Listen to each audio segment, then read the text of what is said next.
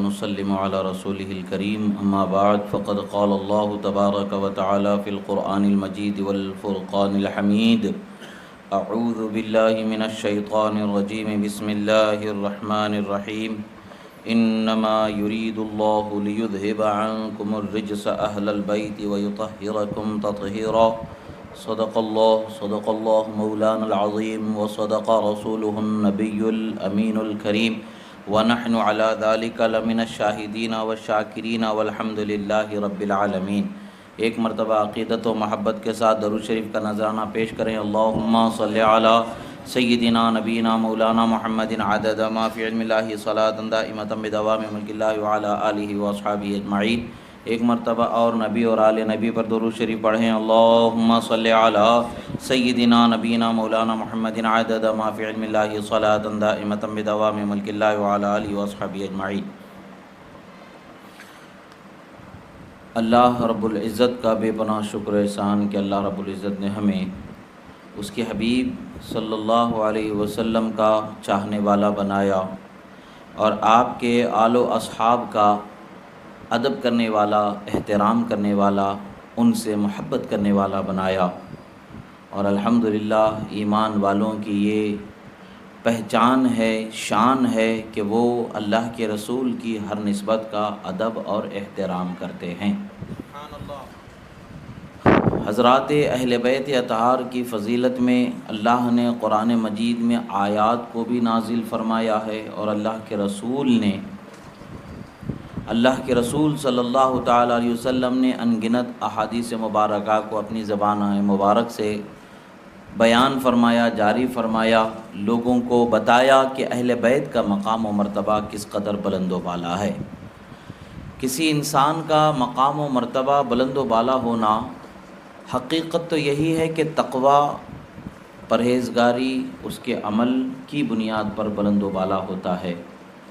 اہل بیت اطہار کے لیے یہ ہے کہ ان کا مقام احترام، مقام ادب، مقام محبت، مقام مودت، یہ تمام کے تمام ان کے سارے مقامات جو ہیں وہ رسول اللہ سے نسبت کرنے کی بنیاد پر سب سے پہلے ہیں، اور اس کے بعد تمام تقوی وغیرہ کے معاملات سارے آپ حضرات کے لیے ہیں۔ یعنی نسبت مصطفیٰ پہلے ہے ان کے لیے، اور پھر ان کے تقوی و طہارت کے اعتبار سے پھر تفاوت درجات ہے۔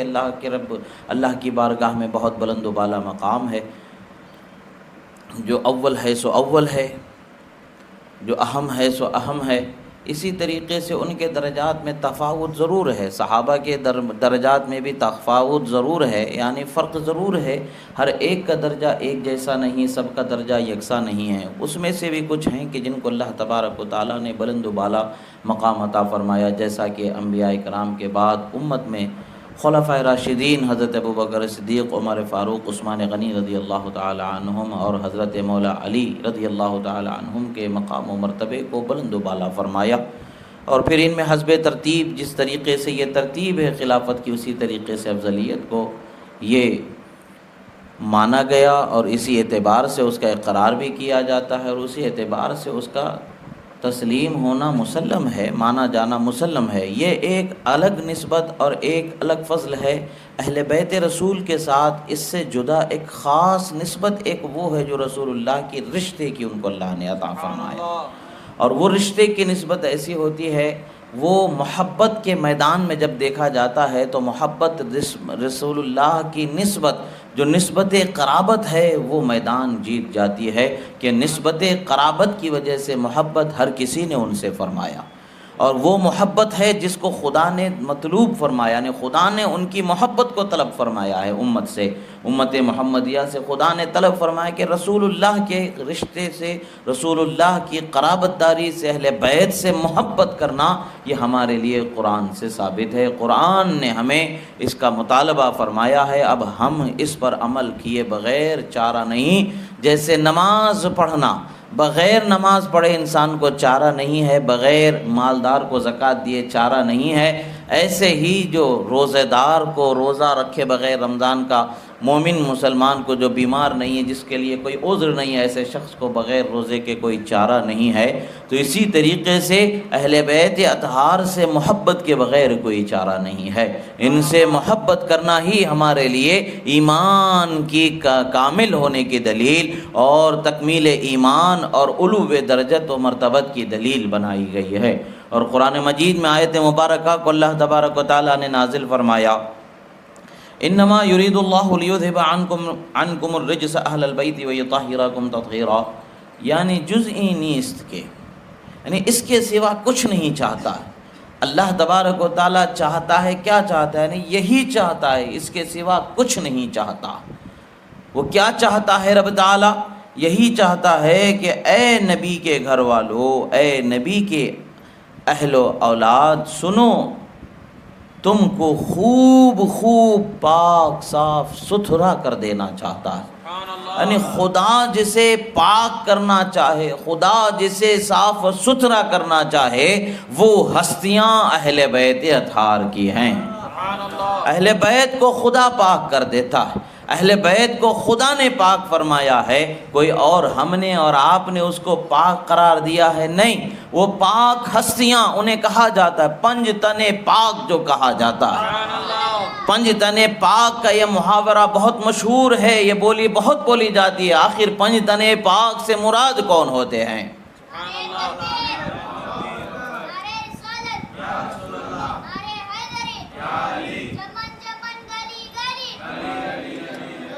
پنج تنے پاک جو کہا جاتا ہے، اس آیت مبارکہ کے نازل ہونے کے وقت پر، نازل ہونے کے بعد رسول اللہ صلی اللہ تعالیٰ علیہ وسلم کے ساتھ جن نفوس قدسیہ کو اس آیت کے خاص برکت میں شامل رکھا، خاص تطہیر میں شامل رکھا، زبان سے عمل سے سرکار نے جس کے لیے طہارت کی دعا فرمائی، وہ نفوس قدسیہ ہیں۔ ایک تو ذات مصطفیٰ صلی اللہ تعالیٰ علیہ وسلم ہیں، دوسرے حضرت مولا علی ہیں، تیسرے حضرت خاتون جنت ہیں، چوتھے حضرت امام حسن ہیں، پانچویں حضرت امام حسین شہید کربلا رضی اللہ تعالیٰ عنہم ہیں۔ یہ وہ ہستیاں ہیں کہ جن کے پاکی کے لیے، جن کے پاک ہونے کے بیان کے لیے قرآن کی آیت کو اللہ پاک نے نازل فرمایا۔ اور یہی وجہ ہے کہ ہم آج بھی پنج تنے پاک کہا جاتا ہے۔ جب بھی پنج تنے پاک کہا جاتا ہے، انہی ہستیوں کی طرف انسان کا ذہن جاتا ہے، اور یہی ہستیاں ہیں جو حقیقت میں پنج تنے پاک ہیں، جن کو اللہ کے رسول صلی اللہ تعالیٰ علیہ وسلم کی ذات تو ہے ہی، اور آپ کے طفیل میں، آپ کی قرابت داری کی بنیاد پر جن کو اللہ تبارک و تعالیٰ نے پاکی عطا فرمائی، بالخصوص وہ یہ ہستیاں ہیں۔ آیت مبارکہ، اس آیت مبارکہ کے نازل ہونے کے متعلق سے حضرت ابو سعید الخدری رضی اللہ تعالیٰ عنہ روایت فرماتے ہیں کہ طبرانی شریف میں یہ حدیث مبارکہ روایت کی گئی ہے۔ طبرانی شریف میں یہ حدیث مبارکہ روایت کی گئی ہے۔ حضرت ابو سعید الخدری رضی اللہ تعالیٰ عنہ فرماتے ہیں کہ جو آیت مبارکہ ہے کہ انما یرید اللہ لیذھب عنکم الرجس اہل البیت ویطہرکم تطہیرا، یہ آیت مبارکہ کا شان نزول کیا ہے، کن لوگوں کے بارے میں یہ آیت مبارکہ بالخصوص نازل ہوئی؟ نزلت فی خمسۃ، فرماتے 5 لوگوں کے بارے میں نازل ہوئی، 5 لوگوں کے بارے میں نازل ہوئی۔ ان میں سے اول شخصیت، اول ذات پاک ذات مصطفیٰ صلی اللہ تعالیٰ علیہ وسلم ہیں، پھر حضرت مولا علی کی ذات ہے، پھر حضرت خاتون جنت کی ذات ہے، پھر امام حسن کی اور امام حسین رضی اللہ تعالیٰ عنہم کی ذات مبارکہ ہے۔ فرماتے نزلت فی خمسۃ فی رسول اللہ وعلی وفاطمہ والحسن والحسین رضی اللہ تعالیٰ عنہم، یہ سرکار مدینہ صلی اللہ تعالیٰ علیہ وسلم کی اہل بیت اطہار کے حق میں خاص طور سے نازل ہوئے، اور خاص طور سے اللہ تبارک و تعالیٰ نے یہ اعلان فرمایا کہ اے نبی کے گھر والو، اللہ تعالیٰ تمہیں صرف اور صرف پاک اور صاف ستھرا ہی کرنا چاہتا ہے، کچھ دوسرا اس کے علاوہ نہیں چاہتا۔ اللہ یہی چاہتا ہے، اس کے علاوہ نہیں، بلکہ اللہ تو یہی چاہتا ہے کہ تمہیں خوب پاک اور صاف ستھرا کر دیا جائے۔ رسول اللہ صلی اللہ تعالیٰ علیہ وسلم کی اس حدیث مبارکہ سے اب یہ آیت مبارکہ جب نازل ہوئی تو یہ آیت مبارکہ کے متعلق سے جو ہے روایت میں دو روایتیں ملتی ہیں، اور ایک روایت بی بی عائشہ صدیقہ رضی اللہ تعالی عنہ سے ملتی ہے، اور ایک روایت حضرت ام سلمہ رضی اللہ تعالی عنہ سے ملتی ہے کہ آپ فرماتی ہیں کہ رسول اکرم صلی اللہ تعالی علیہ وسلم میرے گھر میں تشریف فرما تھے، جلوہ فرما تھے، آیت مبارکہ نازل ہوئی، آیت مبارکہ نازل ہوئی، ایک تو حضرت ام سلمہ رضی اللہ تعالی عنہ۔ اب روایتوں میں یہ پتہ چلتا ہے کہ آیت کا نزول جب ہوا، سرکار اس وقت پر حضرت بی بی ام سلمہ ام المؤمنین رضی اللہ تعالی عنہ کے گھر میں تشریف فرما تھے، تو اس وقت پر بھی سرکار مدینہ صلی اللہ تعالی علیہ وسلم کا دعا یا کلمات کا اور چادر میں شامل کرنے کا عمل ثابت ہے۔ اس کے علاوہ دوسرے مقام پر بھی حضرت بی بی عائشہ صدیقہ رضی اللہ تعالی عنہ کے مکان میں بھی یہی عمل دہرانے کا عمل ثابت ہے، تو پتہ چلتا ہے کہ ایک ہی مرتبہ ایسا عمل ہوا ہے نہیں، بلکہ سرکار نے کئی مرتبہ ایسا کر کے لوگوں کو ان کی اہمیت کو خوب اجاگر کر کے بتایا کہ سنو، یہ ہستیاں وہ ہیں جن کے پاکی کے حق میں قرآن نے آیت تطہیر کو نازل فرمایا۔ اللہ کے رسول صلی اللہ تعالی علیہ وسلم کا یہ فرمان گرامی ہے، آپ فرماتے ہیں کہ جب یہ آیت مبارکہ نازل ہوئی اس وقت پر حضرت بی بی ام سلمہ رضی اللہ تعالی عنہ کے گھر میں رسول اکرم صلی اللہ تعالی علیہ وسلم جلوہ فرما تھے۔ رسول اکرم صلی اللہ تعالی علیہ وسلم جلوہ فرما ہیں۔ بات کیا ہوتی ہے، حضرت امام ترمذی نے اس حدیث مبارکہ کو روایت فرمایا اور فرمایا کہ یہ حدیث حسن ہے۔ روایت کیا ہے؟ عن عمر بن ابی سلمہ ربیب النبی صلی اللہ تعالی علیہ وآلہ وصحبہ وسلم قال لما نزلت هذه الآية على النبي صلی اللہ تعالی علیہ وآلہ وصحبہ وسلم انما يريد الله ليذهب عنكم الرجس اهل البيت ويطهركم تطهيرا، جب حضرت عمر ابن ابی سلمہ ربیب النبی یعنی رسول اللہ کے پروردہ جن کو رسول اللہ نے پالا تھا، وہ روایت کرتے ہیں کہ جب یہ آیت مبارکہ آیت تطہیر نازل ہوئی تو رسول اللہ صلی اللہ تعالی علیہ وسلم کہاں تھے؟ فی بیت ام سلمہ رضی اللہ تعالی عنہا، رسول اللہ صلی اللہ علیہ وسلم حضرت بی بی ام سلمہ رضی اللہ تعالی عنہا کے مکان میں تشریف فرما تھے۔ سرکار مدینہ صلی اللہ تعالی علیہ وسلم نے فدعا فاطمہ وحسنا وحسینا فجل لهم بکساء وعلی خلف ظہری فجل له بکساء ثم قال اللهم هؤلاء اہل بیتی فاذهب عنهم الرجس وطهرهم تطهیرا۔ قالت ام سلمہ رضی اللہ تعالی عنها وانا معهم یا نبی اللہ، قال انت على مکانک وانت على خیر۔ فرمایا رسول اللہ صلی اللہ تعالی علیہ وسلم نے کہ جب یہ آیت مبارکہ نازل ہوئی تو سرکار نے حضرت بی بی خاتون جنت کو بلا لیا، سبحان اللہ، اور پھر حضرت امام حسن کو بلا لیا، امام حسین کو بلا لیا۔ اس وقت پر سرکار مدینہ صلی اللہ تعالی علیہ وسلم ایک چادر اوڑھے ہوئے تھے، وہ چادر اوڑھے ہوئے تھے تو اس چادر کے اندر میں حضرت خاتون جنت کو شامل فرما لیا، پھر امام حسن اور امام حسین کو شامل فرما لیا۔ سرکار کے پیٹھ کی طرف حضرت مولا علی تشریف فرما تھے، سرکار نے ان کو بھی چادر کے اندر شامل فرما لیا۔ اسی لیے ان کو اہل قصہ اہل عبا کہا جاتا ہے، یعنی چادر والی ہستیاں جن کو کہا جاتا ہے، یہی وہ نفوس قدسیاں ہیں جن کو کہا جاتا ہے۔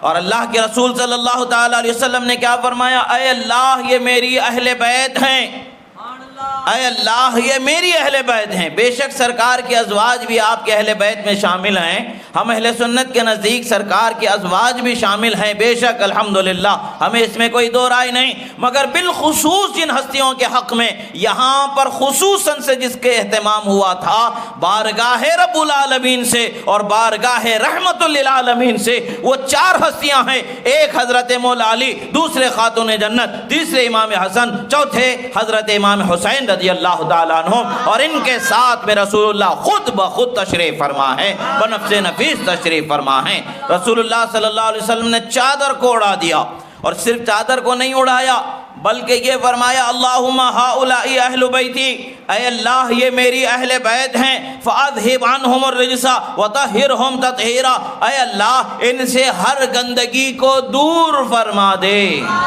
اور انہیں خوب پاک صاف ستھرا فرما دے۔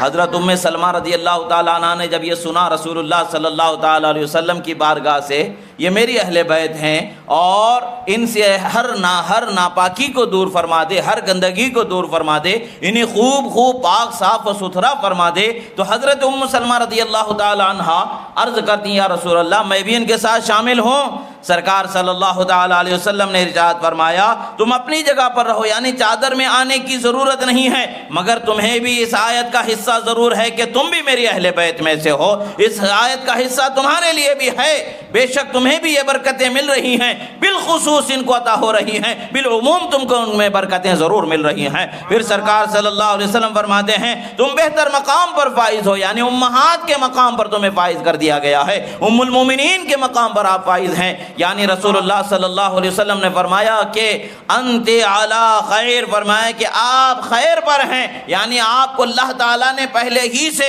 بہت بہتر مقام پر رکھا ہے، یعنی رسول اللہ کی زوجہ بنا کر کے اللہ نے رکھا ہے۔ یہ بہت اونچا مقام ہے، بہت بلند و بالا مقام ہے، اس کا اندازہ ہی نہیں لگایا جا سکتا۔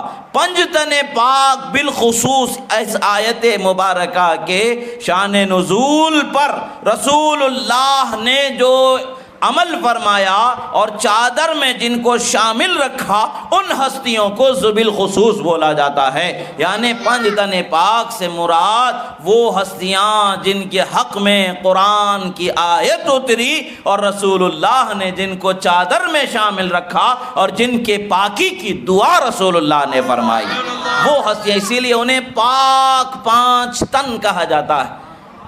پنج تن پاک مطلب پانچ تن جو پاک ہیں ان کا ذکر کہا جاتا ہے۔ کیوں ہیں یہ پنج تن پاک؟ ایسے ہی بول دیا جاتا ہے کیا ضرورت ہے پنج تن پاک؟ ارے بھائی ہم نے تھوڑی اس کو شروع کیا ہے، اس کا تو شروع کرنے والا اللہ کا رسول ہے۔ اللہ نے قرآن میں آیت کو نازل فرمایا اور اللہ کے رسول نے چادر میں اہل بیت کو شامل فرما کر کے پاک تن ہونے کا اعلان فرما دیا، تو اسی لیے ہم کہتے ہیں پنج تن پاک کہتے ہیں۔ یہی وجہ ہے کہ اکثر جب بھی پنج تن پاک سرکار کا ذکر ہوتا ہے تو ان نفوس قدسیہ کو ایک پانچ تنوں کو ایک ساتھ ذکر کیا جاتا ہے، یعنی رسول اللہ، حضرت مولا علی خاتون جنت، امام حسن و امام حسین، اسی آیت مبارکہ اور سرکار کے اس عمل خاص کی طرف نسبت رکھتے ہوئے لوگوں نے اس سے برکت کی امید رب تعالیٰ کی بارگاہ میں رکھتے ہوئے اس عمل کو جاری رکھا۔ یہ آج کا نہیں، سینکڑوں برس سے، صدیوں سے یہاں پر چلا آ رہا ہے کہ رسول اللہ صلی اللہ تعالیٰ، یعنی سینکڑوں برس ہو چکے ہیں، سینکڑوں برس ہو چکے ہیں، مگر یہ حق ہمیشہ سلامت ہے، قائم ہے اور قیامت تک کے قائم رہنے والا۔ جب بھی اہل کسا کے بارے میں پوچھا جائے گا، پنج تن پاک کے بارے میں پوچھا جائے گا، یہ حدیث اور آیت گواہی دے گی کہ وہ رسول اللہ، مولا علی خاتون جنت حسن و حسین رضی اللہ تعالیٰ عنہ۔ اللہ کے رسول صلی اللہ تعالیٰ علیہ وسلم کا یہ فرمان، رسول اللہ نے کیا فرمایا کہ اے اللہ فطہرہم تطہیرا، اے اللہ انہیں خوب پاک صاف ستھرا فرما دے۔ رسول اللہ صلی اللہ تعالیٰ علیہ وسلم کیا فرماتے؟ اے اللہ انہیں خوب پاک صاف ستھرا فرما دے۔ حضرت بی بی عائشہ صدیقہ رضی اللہ تعالیٰ عنہا بھی اس حدیث مبارکہ کی روایت فرمانے والی ہیں۔ آپ فرماتے ہیں کہ رسول اللہ صلی اللہ تعالیٰ علیہ وسلم، اب سنیں حضرت بی بی عائشہ صدیقہ رضی اللہ تعالیٰ عنہ کی روایت ہے، آپ فرماتی ہیں کہ قالت خرج النبی صلی اللہ علیہ وسلم غداة وعلیہ مرط مرحل من شعر اسود فجاء الحسن بن علی رضی اللہ عنہ فادخلہ ثم جاء الحسین فدخل معه ثم جاءت فاطمة فادخلها ثم جاء علی فادخلہ ثم قال انما يريد الله ليذهب عنكم الرجس اہل البیت ويطہرکم تطہیرا۔ امام مسلم نے اس حدیث مبارکہ کو روایت فرمایا، امام حاکم نے اس حدیث مبارکہ کو روایت فرمایا۔ معاملہ کیا ہے؟ اللہ کے رسول صلی اللہ تعالیٰ علیہ وسلم کی زوجہ محترمہ صدیقہ کائنات حضرت بی بی عائشہ صدیقہ رضی اللہ تعالیٰ عنہ ارشاد فرماتی ہیں کہ رسول اللہ صلی اللہ تعالیٰ علیہ وسلم ایک صبح اپنے کمرے سے باہر تشریف لے جاتے ہیں کہ آپ چادر اوڑھے ہوئے ہیں کہ اچانک حضرت امام حسن مجتبیٰ تشریف لاتے ہیں۔ رسول اللہ نے انہیں چادر میں شامل فرما لیا۔ جب بڑے بھائی رسول اللہ کی چادر میں چھپ گئے تو چھوٹے بھائی امام حسین بھی دوڑتے ہوئے آئے، وہ بھی چادر میں شامل ہو گئے۔ اب پھر حضرت خاتون جنت تشریف لائیں تو رسول اللہ نے ان کو بھی چادر میں شامل فرما لیا. پھر حضرت مولا علی فاتح خیبر شیر خدا مولا المسلمین والمسلمات تشریف لائے, رسول اللہ نے ان کو بھی چادر میں شامل فرما لیا. اور سرکار فرماتے ہیں انما یرید اللہ لیذھب عنکم الرجس اہل البیت ویطہرکم تطہیرا, بے شک اے نبی کے گھر والو اللہ تعالیٰ تم سے یہی چاہتا ہے کہ تمہیں خوب پاک صاف ستھرا کر دیا جائے. رسول اللہ نے انہیں بتا دیا گویا کہ تم سے اللہ تعالیٰ ضرور پاکی چاہتا ہے, یعنی تمہیں اللہ تعالیٰ ضرور پاک کرنے والا ہے. چاہنے کا مطلب یہ ہے کہ اللہ نے انہیں پاک فرمایا ہے, اور اللہ تعالیٰ نے جنہیں پاک کر دیا ہے وہ قیامت تک کے پاک ہی رہنے والے ہیں. وہ ان کی طرف انگلی اٹھانے والے ناپاک ہو کے دنیا سے مٹ جاتے ہیں.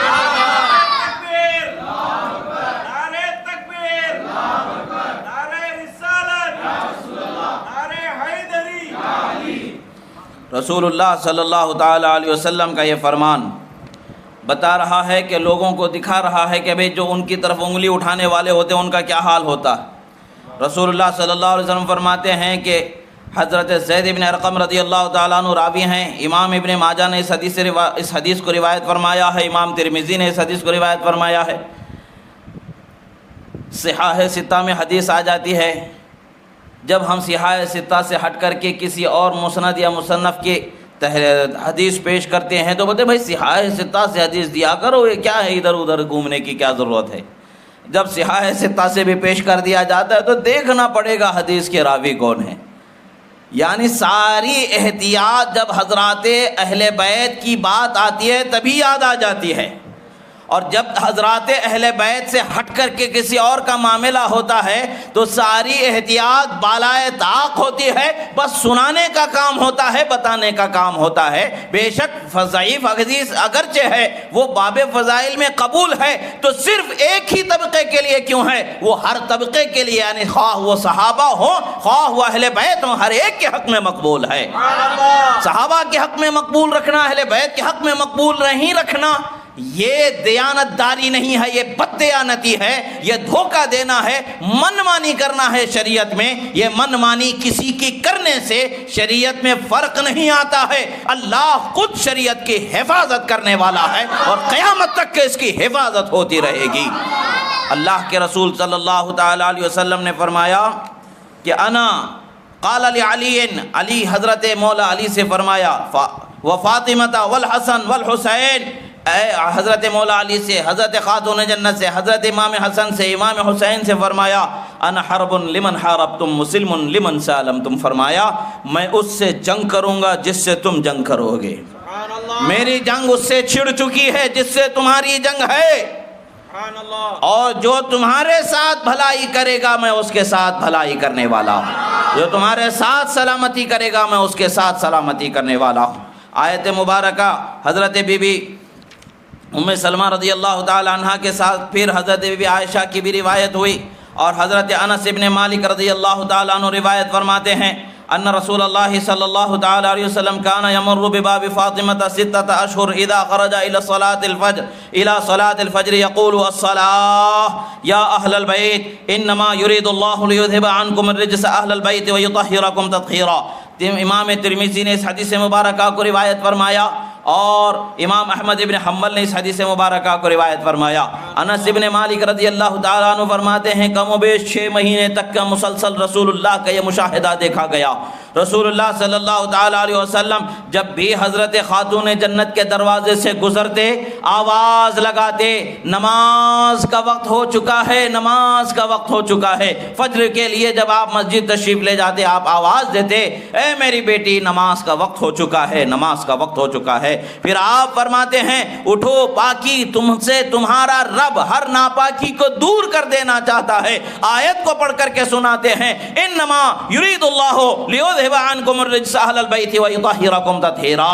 اے نبی کے گھر والو خدا تم کو خوب پاک صاف ستھرا کر دینا چاہتا ہے. یہ بار بار سنانا کیا بتاتا ہے, پنجتن پاک کون ہیں اس کی پہچان کرانا مقصود ہے. اور پھر رسول اللہ صلی اللہ تعالی علیہ وسلم اور آگے ارشاد فرماتے ہیں امام ترمذی سے ایک اور یہی روایت ہے جسے حضرت امام ترمذی نے بھی روایت فرمایا ہے، رسول اللہ صلی اللہ تعالیٰ علیہ وسلم نے ان چاروں شخصیتوں کو اپنے ساتھ چادر میں شامل فرما لیا، اور پھر حضرت بی بی عائشہ صدیقہ رضی اللہ تعالیٰ عنہ کی روایت اور حضرت ام سلمہ رضی اللہ تعالیٰ عنہ کی روایت، حضرت انس بن مالک رضی اللہ تعالیٰ عنہ کی روایت، حضرت ابو سعید الخدری رضی اللہ تعالیٰ عنہ کی روایت، ان روایتوں کا بیان ہمیں کیا پتہ چلتا ہے؟ اتنے لوگوں نے اس کو روایت فرمایا ہے، مختلف حدیث کی کتابوں میں یہ حدیث آئی ہے، تو پتہ کیا چلتا ہے کہ بھئی یہ بات قابل قبول مانے جانے والی بات ہے کہ نہیں ہے؟ بے شک مانے جانے والی بات ہے، نہیں ماننے والا وہ اپنا ٹھکانہ جانے، وہ کہاں اپنا ٹھکانہ بنائے گا۔ مگر ہم تو ماننے والے ہیں، اللہ کا کلام بھی ماننے والے ہیں، اللہ کے رسول کا کلام بھی ماننے والے ہیں۔ جن محدثین نے امانت کے ساتھ یہ چیز دیانتداری کے ساتھ ہم تک پہنچایا، ہم ان کے شکر گزار ہیں کہ انہوں نے یہ عظیم نعمتوں کو ہم تک کے پہنچایا، کہ جس کو پڑھ کر کے سن کر کے ہم اپنے ایمان کو تازہ کرتے ہیں اور اپنے دل کے میل کو صاف ستھرا کرتے چلے جاتے ہیں۔ رسول اللہ صلی اللہ تعالیٰ علیہ وسلم کا یہ بیان فرمانا اور ان کو چادر میں شامل فرما لینا ہمیں یہ بتاتا ہے کہ اللہ کے رسول صلی اللہ علیہ وسلم کے نزدیک حضرت مولا علی، حضرت خاتون جنت، حضرت امام حسن و امام حسین کا مقام محبت، مقام قرب بہت بلند و بالا ہے۔ آپ ان سے بے حد محبت فرماتے ہیں، آپ ان سے بے حد محبت فرماتے ہیں۔ یہی وجہ ہے کہ حضرت علی رضی اللہ تعالیٰ عنہ، اب یہاں تو دیکھیں ایک جگہ چادر کو اوڑھا لیا، اپنے آنگ پر جو اوڑھی ہوئی چادر ہے اس کو آپ نے اپنے اس چادر اوڑھی ہوئی چادر میں ان کو شامل فرما لیا، مگر ایک اور بھی دیکھیں رسول اللہ صلی اللہ تعالیٰ علیہ وسلم کی محبت کا انداز۔ حضرت علی رضی اللہ تعالیٰ عنہ روایت فرماتے، امام طبرانی نے اس کو روایت فرمایا ہے، فرماتے ہیں انہ دخل علی النبی صلی اللہ تعالیٰ علیہ وسلم وقد بسط شملۃ، فرماتے ہیں رسول اللہ صلی اللہ تعالیٰ علیہ وسلم کی بارگاہ میں آئے، ایک چادر بچھی ہوئی ان کے انتظار میں تشریف فرما، یعنی چادر بچھی ہوئی ہے، رسول اللہ صلی اللہ تعالیٰ علیہ وسلم گویا کہ وہ چادر بھی ان کا انتظار کر رہی ہے، رسول اللہ ان کو بلانے ہی والے ہیں، وہ حاضر ہو جاتے ہیں، رسول اللہ صلی اللہ تعالیٰ علیہ وسلم اس پر تشریف فرما ہو گئے، فجلس علیہا ہوا وفاطمۃ وعلی والحسن والحسین، سرکار پہلے سے چادر پر تشریف فرما ہے، پھر حضرت علی اس پر تشریف فرما ہوئے، سرکار نے ان کو بیٹھایا، پھر حضرت خاتون جنت کو بلایا، ان کو بیٹھایا، حضرت امام حسن کو بلایا، ان کو بیٹھایا، امام حسین کو بلایا، ان کو بیٹھایا، ثم اخذ النبی صلی اللہ علیہ وسلم بمجامعه فعقد علیہم ثم قال اللہم ارض عنہم کما انا عنہم راضی، فرماتے ہیں کہ اے اللہ، سرکار نے چادر کو بچھایا، چادر میں ان کو بیٹھایا، پھر چادر کے کونوں کو اٹھا کر کے گانٹھ باندھ دی، گویا کہ سرکار نے اس چادر میں ان کو شامل رکھ کے محفوظ فرما دیا اور اعلان فرمایا، دعائیہ کلمات ارشاد فرمائے، آپ فرماتے ہیں اے اللہ تو بھی ان سے راضی ہو جا جیسے میں ان سے راضی ہو چکا ہوں۔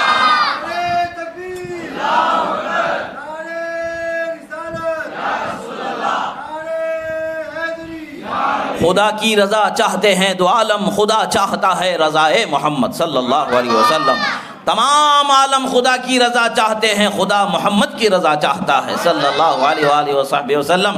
کلہم یطلبون رضائی وانا اطلب رضاک یا محمد، حدیث میں آیا ہے کہ اے میرے حبیب تمام عالم میری رضا کے طلبگار ہیں، میں تمہاری رضا کا خیال کرنے والا ہوں، میں تمہاری رضا کا لحاظ کرنے والا ہوں، یعنی تم جس پر راضی میں اس پر راضی، تم جس سے راضی میں اس سے راضی، تم جس سے ناراض میں اس سے ناراض۔ یہ اللہ رب العزت کا اعلان ہمیں بتا رہا ہے کہ رسول اللہ صلی اللہ تعالیٰ علیہ وسلم کی بارگاہ میں ان کے لیے بڑی عظمت ہے، بڑی نعمت ہے، بڑی رفعت ہے۔ رسول اکرم صلی اللہ تعالیٰ علیہ وسلم، ایک اور حدیث میں ہے کہ حضرت ابن عمر رضی اللہ تعالیٰ عنہ فرماتے ہیں سرکار مدینہ صلی اللہ تعالیٰ علیہ وسلم جب دنیا سے تشریف لے جا رہے تھے، اس وقت پر جو کلام آپ نے ارشاد فرمایا وہ کلام کیا ہے؟ فرماتے عن ابن عمر رضی اللہ تعالیٰ عنہ قال كان آخر ما تکلم به رسول اللہ صلی اللہ علیہ وسلم، اخلفونی فی اہل بیتی، رواہ الطبرانی، امام طبرانی نے سے روایت فرمایا، فرماتے ہیں کہ حضرت عمر ارشاد فرماتے، عبداللہ ابن عمر رضی اللہ تعالی عنہما ارشاد فرماتے ہیں کہ رسول اللہ صلی اللہ تعالی علیہ وسلم جب دنیا سے رخصت ہو رہے تھے، اس وقت پر آپ نے آخری جو کلام فرمایا تھا وہ یہ تھا کہ میری اہل بیت میں مجھ کو تلاش کرو۔ سبحان اللہ۔ مطلب کیا ہے کہ میری اہل بیت کی محبت کو لازم پکڑو، ان کی محبت میری محبت ہے، ان کو راضی کرنا مجھ کو راضی کرنا ہے، وہ راضی تو میں تم سے راضی، میں تم سے راضی تو رب تم سے راضی۔ یہ اعلان فرما دیا گیا، یہ بتا دیا گیا کہ رسول اللہ نے لوگوں کو بتایا، بارہا خطبات ارشاد فرمائے، بارہا اعلان فرمایا کہ میری اہل بیت کے ساتھ بھلائی کا سلوک کرو، تم میں سب سے بہترین وہ ہے جو میری اہل بیت کے ساتھ بھلائی کا سلوک کرنے والا ہے۔ ایسے ہی حضرت ابن عمر رضی اللہ تعالیٰ عنہ فرماتے ہیں کہ اب قیامت کا بھی دن ہوگا تو جو شفاعت ہوگی تو کیسے شفاعت ہوگی؟ شفاعت کس سے شروع رسول اللہ فرمائیں گے؟ رسول اللہ کی شفاعت شروع ہوگی تو کیسے شروع ہوگی؟ حضرت ابن عمر رضی اللہ تعالیٰ عنہ ارشاد فرماتے ہیں، قال رسول اللہ صلی اللہ علیہ وسلم اول من اشفع له من امتی اہل بیتی ثم الاقرب من القریش ثم الانصار ثم من آمن بی واتبعنی من الیمن ثم سائر العرب ثم الاعاجم واول من اشفع له اولو الفضل۔ فرماتے ہیں رسول اللہ صلی اللہ تعالیٰ علیہ وسلم کا اعلان کہ سنیں، قیامت کے دن سب سے پہلے جو میں شفاعت کروں گا وہ میری اہل بیت کی شفاعت کرنے والا ہوں، اور پھر قریش میں سے جو میری اہل بیت کے بعد جو میرے قریب ہیں میں ان کی شفاعت کرنے والا ہوں، پھر انصار صحابہ کی شفاعت کرنے والا ہوں، اس کے بعد وہ صحابہ جو یمن سے مجھ پر ایمان لا کر کے آئے ہیں ان کی شفاعت کرنے والا ہوں، اس کے بعد تمام عرب کے مومنوں کی شفاعت کرنے والا ہوں، اس کے بعد عجم کے لوگوں کی شفاعت کرنے والا ہوں، اور میں جس کی شفاعت سب سے پہلے کروں گا وہ بڑے ہی فضل والے اللہ نے انہیں بنایا ہے۔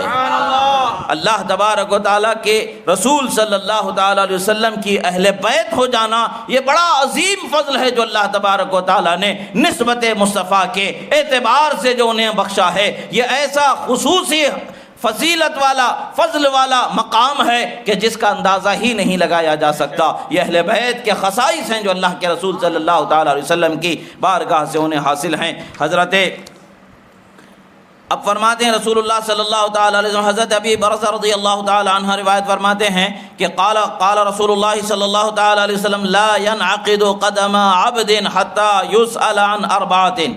اب قیامت کا دن ہوگا، قیامت کا دن حضرت ابی برزہ رضی اللہ تعالیٰ عنہ فرماتے ہیں کہ سرکار نے ایک حدیث مبارکہ کو ارشاد فرمایا، اسے بھی امام طبرانی نے روایت فرمایا۔ اب روایت کے الفاظ کیا ہیں؟ آپ اس سے پہلے ہم سوچیں کہ قیامت کے دن کا حال کیا ہوگا۔ کوئی آدمی اپنے ٹھکانے پر ہوگا، کوئی آدمی سکون پر ہوگا، سوائے اللہ کے محبوب اور خاص بندوں کے۔ ہم جیسے آپ جیسے عام بندوں کا حال کیا ہوگا؟ نہ ہمارے قدم صحیح ٹھکانے پر جمع ہوں گے، نہ ہم صحیح ٹھکانے پر جمع ہوں گے، تڑپ رہے ہوں گے، پریشان حال ہوں گے، نہ جانے کیسا اس وقت کا حال ہوگا۔ خدا اس کے حبیب کے صدقے میں کرم فرما دے تو بیڑا پار ہو جائے گا، مگر حال تو اس وقت کا بڑا برا حال ہوگا۔ اب فرماتے ہیں کہ سنیں، لا ينعقد قدم عبد حتى يسأل عن اربعۃ، کسی انسان کے قدم کو استقامت اس وقت تک نہیں دی جائے گی قیامت کے دن جب تک کہ 4 چیزوں کے متعلق سے اس سے سوال نہیں کر لیا جاتا۔ اب اسے سکون سے ٹھہرنا بھی نصیب ہونا ہے تو 4 چیزوں کا جواب اسے دینا ہے۔ سکون سے حشر کے دن کھڑے ہونا بھی اگر نصیب ہو جانا ہے تو 4 چیزوں کا جواب اسے دینا ہے۔ وہ 4 چیزیں کیا ہیں؟ عن جسدہ فیما ابلاہ وعمرہ فیما افناہ ومالہ من این اکتسبہ وفیما انفقہ۔ فرماتے ہیں کہ اس کے بدن کو اس نے کس حال میں رکھا، کیا نیکی میں رکھا کہ گناہوں میں ڈال رکھا، کیا نیکی میں رکھا یا گناہوں میں ڈال رکھا۔ اللہ کی رضا کے لیے مشقت ریاضت مجاہدے سے گزار کر کے، بدن کو آزمائش سے گزار کر کے کامیابی کی منزل کی طرف بڑھا، یا ایسے ہی گناہوں کی طرف بڑھتا رہا۔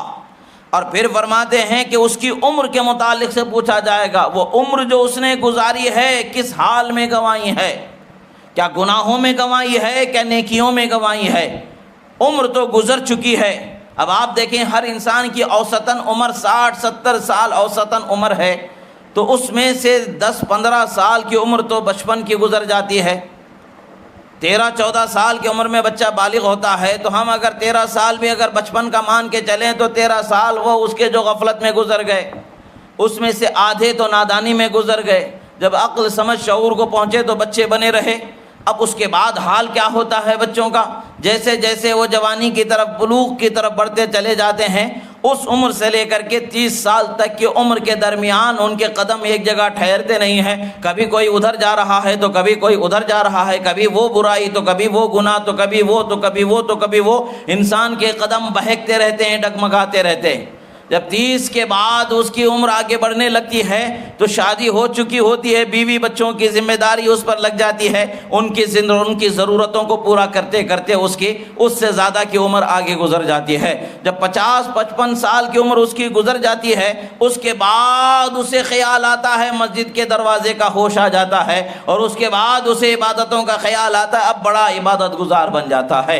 اگر دیکھا جائے تو وہ جو 5-10 سال کے اس کی جو زندگی بچی ہوئی ہے، وہ 5-10 سال میں آدھا حصہ تو راتوں میں گزر جائے گا۔ 10 سال بھی ہیں تو 5 سال ہی اسے ملیں گے۔ یہ 5 سال میں وہ جو 55 سال اس نے گنوایا ہے، کیسے اس کی بھرپائی ہو سکتی ہے؟ کیسے اس کی جگہ کو جو نقصان ہوا ہے پورا کیا جا سکتا ہے؟ یہ ممکن ہے؟ نہیں ہے، یہ سوال ہونے والا ہے۔ اس لیے ہمیں ایک خیال رکھنا چاہیے، نہ بچپن، نہ جوانی، نہ بڑھاپا، ہر حال میں ہمیں خدا کی عبادت میں راغب رہنا چاہیے، اس کی طرف اپنے آپ کو راغب رکھنا ہے، گناہوں سے ہر حال میں اپنے آپ کو بچائے رکھنا ہے۔ حضرت رسول اللہ صلی اللہ علیہ وسلم فرماتے ہیں، ایک تو اس کے جسم کے بارے میں پوچھا جائے گا کہ کیا آرام سے اے سی میں سلاتا تھا یا عبادت کے لیے اٹھاتا بھی تھا، اٹھتا بھی تھا، عبادت بھی کرتا تھا، کیا روزے بھی رکھتا تھا، کیا نہیں رکھتا تھا، کیا مشقتیں اٹھاتا تھا کہ نہیں اٹھاتا تھا خدا کی رضا کے لیے، یا ایسے ہی دنیا میں آرام سے اس کو پالتا رہا؟ یہ سارے سوال ہوں گے۔ اس کے بدن کے بارے میں سوال ہوگا، پھر اس کے عمر کے بارے میں سوال ہوگا، اس نے کیسے اس کو گزارا، پھر اس کے بعد میں وَمَالِهِ مِنْ أَيْنَ اكْتَسَبَهُ وَفِيمَا أَنفَقَهُ، اور پھر اس کے مال کے بارے میں پوچھا جائے گا، کہاں سے اس کو حاصل کیا، کہاں اس کو اس نے خرچ کیا۔ حاصل کرنے کا بھی سوال، خرچ کرنے کا بھی سوال ہوگا۔ اب حاصل کرنے کا حال تو معاذ اللہ ہمارے علاقوں کے اندر اس قدر برا ہوتا چلا جا رہا ہے، حلال و حرام کی تمیز ہی باقی نہیں رہی۔ بیاج پر پیسہ لینا، بیاج پر پیسہ دینا، گویا کہ گناہ ہونے کا تصور ہی لوگوں کے ذہن و فکر سے ختم ہو گیا ہے معاذ اللہ۔ یاد رکھیں، بیاج کا لین دین یہ بہت بڑا گناہ ہے، یہ بہت بڑا گناہ ہے۔ مجبور انسان کے لیے مجبوری کی حالت میں مجبوری کو پورا کرنے کی حد تک کے کچھ رخصت ملتی ہے، مگر شوقیہ طور پر لوگ جو لینے کی عادت بنا لیے ہیں، ہر چھوٹی بڑی چیز پر وہ قرض سود پر لیتے ہیں، سود پر مسلمان کو دینے والا ہو جاتا ہے، ایک مسلمان دوسرے مسلمان سے سود لے رہا ہوتا ہے۔ یہ حرام مال جو لیا گیا ہے، اسے کھایا گیا ہے، کھلایا گیا ہے، اس کا جواب کیا دے سکتے ہیں اللہ کی بارگاہ میں؟ لہٰذا سوچنے کی ضرورت ہے کہ یہ سوال بھی ہونے والا ہے، اس وقت پر کیا جواب دیا جائے گا، اس کا لحاظ کر کے آج حرام سے دور ہو جانا ہے، حلال سے اپنا رشتہ جوڑ لینا ہے۔ اللہ کے رسول صلی اللہ تعالی علیہ وسلم نے فرمایا 3 چیزیں ہو گئیں۔ اس کے جسم کے بارے میں پوچھا جائے گا کہ تو نے اس کو کیسے رکھا، دوسرا اس کی عمر کے بارے میں پوچھا جائے گا کہ تو نے اس کو کیسے گزارا، تیسرا اس کے مال کے بارے میں پوچھا جائے گا کہ تو نے اس کو کیسے حاصل کیا اور کہاں اس کو ضائع کیا۔ اب بچے کیا کرتے ہیں، آج کل ایک نیا شبکہ شروع ہو گیا، فون آ گیا ہے، بچے ماں باپ سے لڑتے ہیں، فون دلا دیتے ہیں، اس کے اوپر جوا کھیلا جا رہا ہے، نہ جانے کیسے کیسے اس کے اندر ایپ آ گئے ہیں، نہ جانے کیسے کیسے اس کے اندر برائی کی طرف لے جانے والے راستے نکل چکے ہیں۔ ماں باپ تو بچوں کا خیال کر کے چھوڑ دیتے ہیں، یہ ایسا نہیں ہونا چاہیے، ان کے فون پر، ان کے استعمال پر نظر رکھنا چاہیے، انہیں اللہ کا خوف دلانا چاہیے، آخرت کی یاد دلانا چاہیے، تاکہ گناہ سے اور گندی چیز سے اپنی نظروں کو بچے بچا کے رکھ سکیں، گناہ میں گر نہ سکیں، پیسے کے لالچ میں۔ چونکہ بچے بچپن سے ماں باپ کو پیسہ پیسہ پیسہ پیسہ کرنے والا دیکھتے رہتے ہیں، تو ان کے ذہن میں بھی یہ خیال آ جاتا ہے کہ بھی ہمیں بھی پیسہ کمانا ہے، کدھر سے آ رہا ہے، کدھر سے جا رہا ہے۔ ماں باپ تمیز چھوڑ دیے ہیں تو بچے بھی وہ تمیز چھوڑ دینے والے ہوتے رہے ہیں۔ یاد رکھیں، حلال و حرام کی تمیز رکھتے ہوئے حلال لقمہ آپ اگرچہ آدھا پیٹ اپنے بچوں کو کھلائیں گے، وہ بچے کبھی آپ کے ساتھ بے وفائی کرنے والے نہیں ہوں گے، کبھی آپ کے ساتھ ظلم کرنے والے نہیں ہوں گے، کبھی آپ کے ساتھ زیادتی کرنے والے نہیں ہوں گے۔ اگر آپ نے حرام بیاج وغیرہ لے کر کے کھلایا ہے، بیاج کے پیسے سے ان کے اوپر پروان چڑھایا ہے، تو وہ بھی آپ پر بے رحم ہوں گے۔ آپ کو آخر وقت میں ایسا ستایا جائے گا کہ جس کا اندازہ نہیں لگایا جا سکتا۔ جیسی کرنی ویسی بھرنی تو ہونی ہی ہوتی ہے۔ نوجوانوں کے اندر ایک شبوقہ بن گیا ہے کہ وہ کھیلنے لگ گئے ہیں معاذ اللہ گناہ کو، اور بیٹنگز لگانے لگ چکے ہیں، جوا کھیلنے لگ گئے ہیں، اور ہزاروں لاکھوں پیسے اس میں ضائع کر دیتے ہیں۔ کتنے لوگوں کو دیکھا گیا ہے جب اس کو چکا نہ سکے تو ان بچوں نے اپنے آپ کو سوسائڈ کر کے، پھانسی لگا کر کے، یا اب خودکشی کر کے وہ دنیا سے تو چلے گئے مگر دوہرا گناہ اپنے ساتھ لے کر کے گئے۔ اور ماں باپ نے نظر نہیں رکھا ان پر، ماں باپ بھی گنہگار ہوں گے، تربیت میں کمی کی گئی اس وجہ سے ماں باپ بھی گنہگار ہوں گے۔ وہ تنہا گنہگار نہیں ہے، ماں باپ بھی برابر شامل ہیں۔ ماں باپ کے اپنے بچوں کے ہاتھوں میں انگارہ رکھنا پسند کرتے ہیں؟ نہیں پسند کرتے ہیں، تو اسی طریقے سے انہیں گناہ سیکھنے سے روکنا چاہیے۔ آپ ڈرا کے گناہ سے نہیں روک سکتے، اپنے مار سے نہیں ڈرا سکتے ہیں۔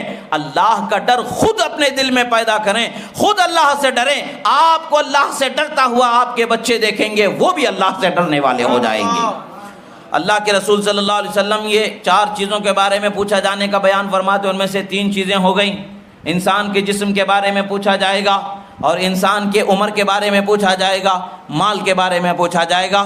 اب اس کے بعد میں چوتھا جو سبب ہے جو ہر مومن کو جواب دینا ہے، ہر ایک کو جواب دینا ہے، یاد رکھیں ہر ایک کو اس کا جواب دینا ہے۔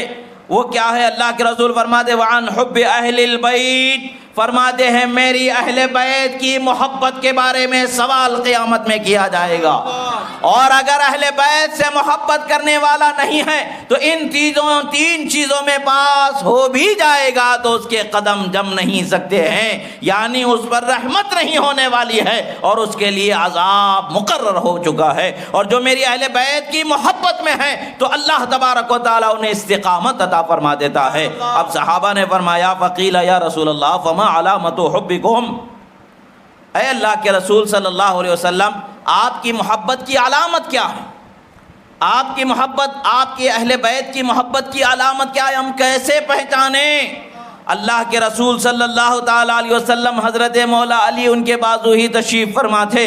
رسول اللہ نے ان کے کاندھے پر اپنے ہاتھ مبارک کو مارا اور فرمایا اس کی علامت یہ علی ہے، جو ان سے محبت کرے گا وہ ہم سے محبت کرنے والا ہوگا۔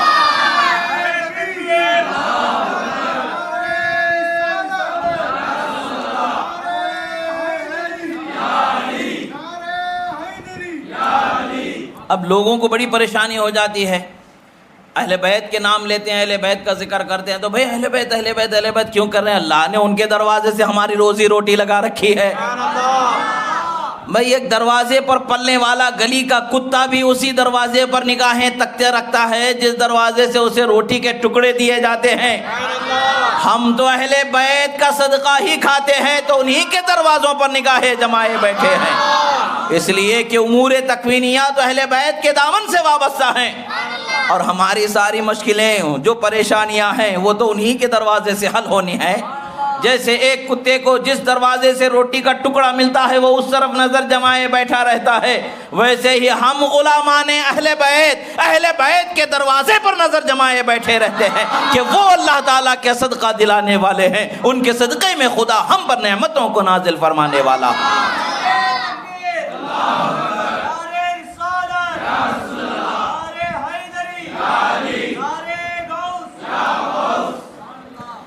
اب اہل بیت کے ناموں میں بھی اللہ نے شفا رکھ دی ہے، اہل بیت کے ناموں میں بھی اللہ نے شفا رکھ دی ہے، جو ان کے نام لے لیتا ہے اسے شفا عطا فرما دی جاتی ہے۔ اب بولیں گے کہ بھئی کیسے ہو سکتا ہے؟ تو آپ کو مان لیں اگر آپ کے کڈنی میں اسٹون آ گیا اور آپ نے ڈاکٹر کے پاس گئے یا طبیب کے پاس گئے، حکیم کے پاس گئے، دوائی کھائے اور اسٹون چلا گیا، تو اب ڈاکٹر جو سرجری کر کے نکالنے والا ہے وہ بولے کہ یہ کیسے جا سکتا ہے بغیر سرجری کے، تو تجھ کو تھوڑی سمجھ میں آنے والا ہے، وہ تو اسے سمجھ میں آئے گا جس نے دوا کو کھایا ہے، شفا کو پایا ہے۔ جو دوا کھانے والا ہے، شفا پانے والا ہے، اس کو پتا ہے یہی حال ہمارا ہے۔ ہم دامنوں کو پھیلاتے ہیں، وہ ہمارے دامن بھرتے ہیں۔ وہ دینے والے ہیں، ہم لینے والے ہیں۔ یہ ان کو پتا ہے، یہ ہم کو پتا ہے کیا نعمتیں ملی، کیا نعمتیں عطا فرمائی گئی۔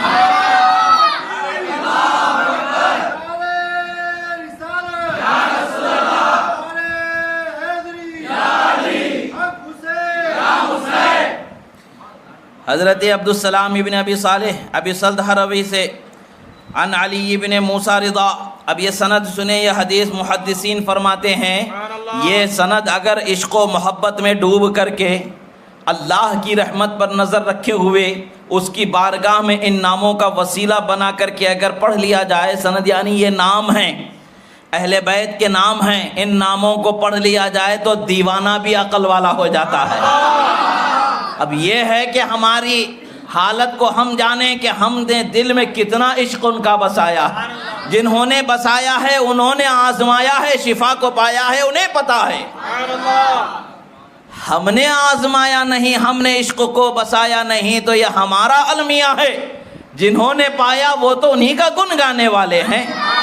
امام ابن ماجہ صحاح ستہ کے جو حدیث کی کتابیں ہیں ان میں سے ایک عظیم کتاب ہے سنن ابن ماجہ، اس کے روایتوں میں یہ حدیث ملتی ہے۔ امام طبرانی نے روایت فرمایا ہے، امام بیہقی نے روایت فرمایا ہے۔ روایت کیا ہے؟ فرماتے ہیں عن علی ابن موسیٰ رضا عن ابیہ عن جعفر ابن محمد عن ابیہ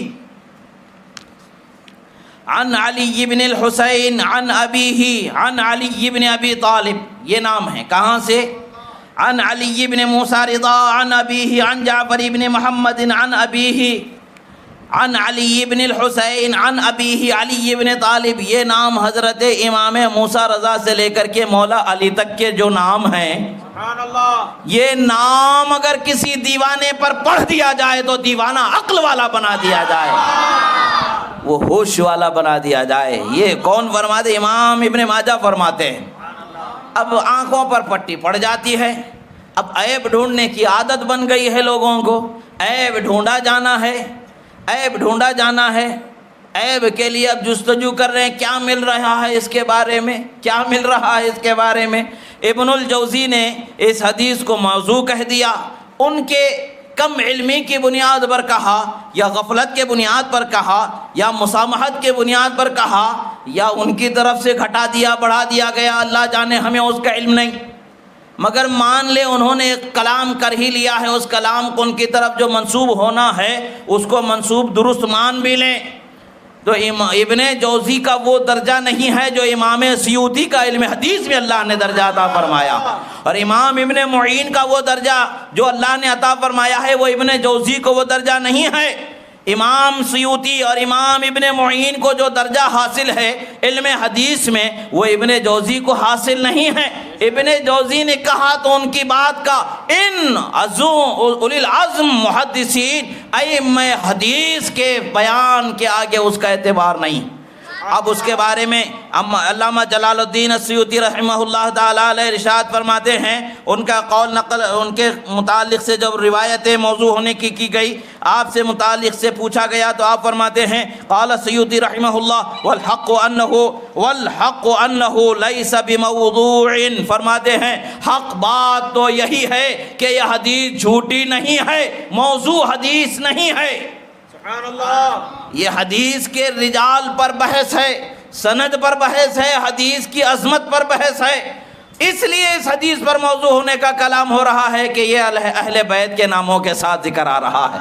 اہل بیت سے نہ جانے کیسی چڑ ان لوگوں کو آ گئی ہے کہ اہل بیت کے ناموں سے اس قدر چڑھتے ہیں معاذ اللہ، جہاں ان کا نام آ جاتا ہے وہاں گھٹانے بڑھانے کی کوششیں کرتے چلے جاتے ہیں۔ اور پھر فرماتے ہیں جو ابو سلط کے بارے میں جو کہا گیا ہے ان کی وجہ سے جو اس حدیث کو موضوع ابن جوزی نے کہا ہے وہ کیا فرماتے ہیں؟ وثقہ ابن معین، فرماتے ہیں ابن معین علیہ الرحمٰن نے ان کی توثیق کی ہے، یعنی ان کو ثقہ راوی کہا ہے۔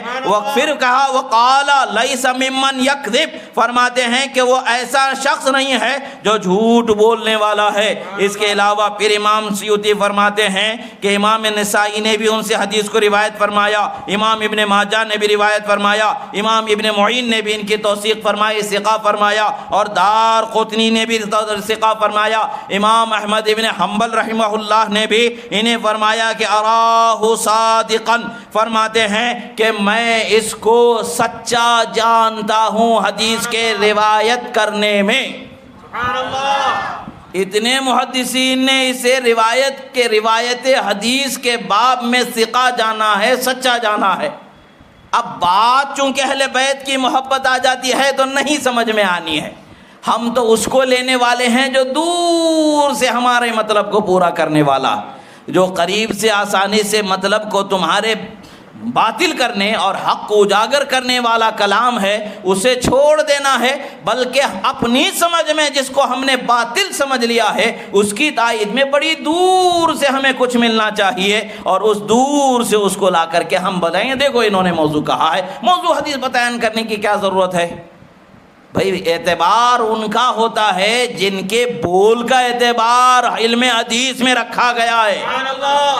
وہ کبار محدثین خاتم الحفاظ جنہیں کہا گیا ہے، امام سیوطی کی شان ہے، وہ حدیث کو فرما رہے ہیں کہ بھئی سچ بات تو یہ ہے کہ یہ حدیث جھوٹی موضوع نہیں ہے۔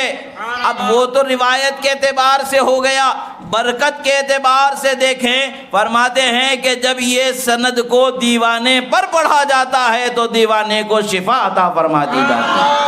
یہ الفاظ کو ابن ماجہ نے نقل فرمایا ہے، سنن ابن ماجہ میں الفاظ ہیں۔ یہ روایت ہمیں کیا بتاتی ہے؟ اللہ کے رسول صلی اللہ تعالیٰ علیہ وسلم کی اہل بیت کو ہمارے لیے اللہ نے برکت کا، شفا کا ذریعہ بنایا۔ جہاں سے برکت ملتی ہے وہاں ہی دامن تو پھیلائیں گے۔ ہم اپنی جھولی کو امام حسین کے آگے پھیلانے والے ہیں، یزید و ابن زیاد کے آگے ہم مر جائیں گے، جھولی کو نہیں پھیلائیں گے۔ جس طرح سے امام حسین نے سر کٹانا پسند فرمایا، ہاتھ دینا پسند نہیں فرمایا، ایسے ہی ہم اپنے جسم کے ہزاروں ٹکڑے کٹانا گوارا کریں گے، مگر دامن پھیلائیں گے تو اہل بیت کے آگے دامن کو پھیلائیں گے۔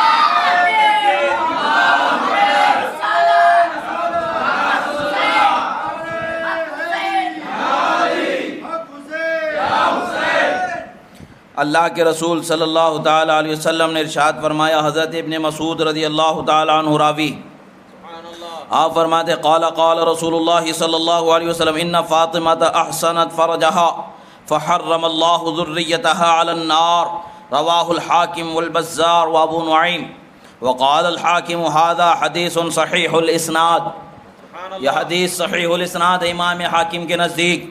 روایت اس کو امام حاکم نے بھی کیا، امام بزار نے بھی کیا، امام ابو نعیم نے بھی کیا۔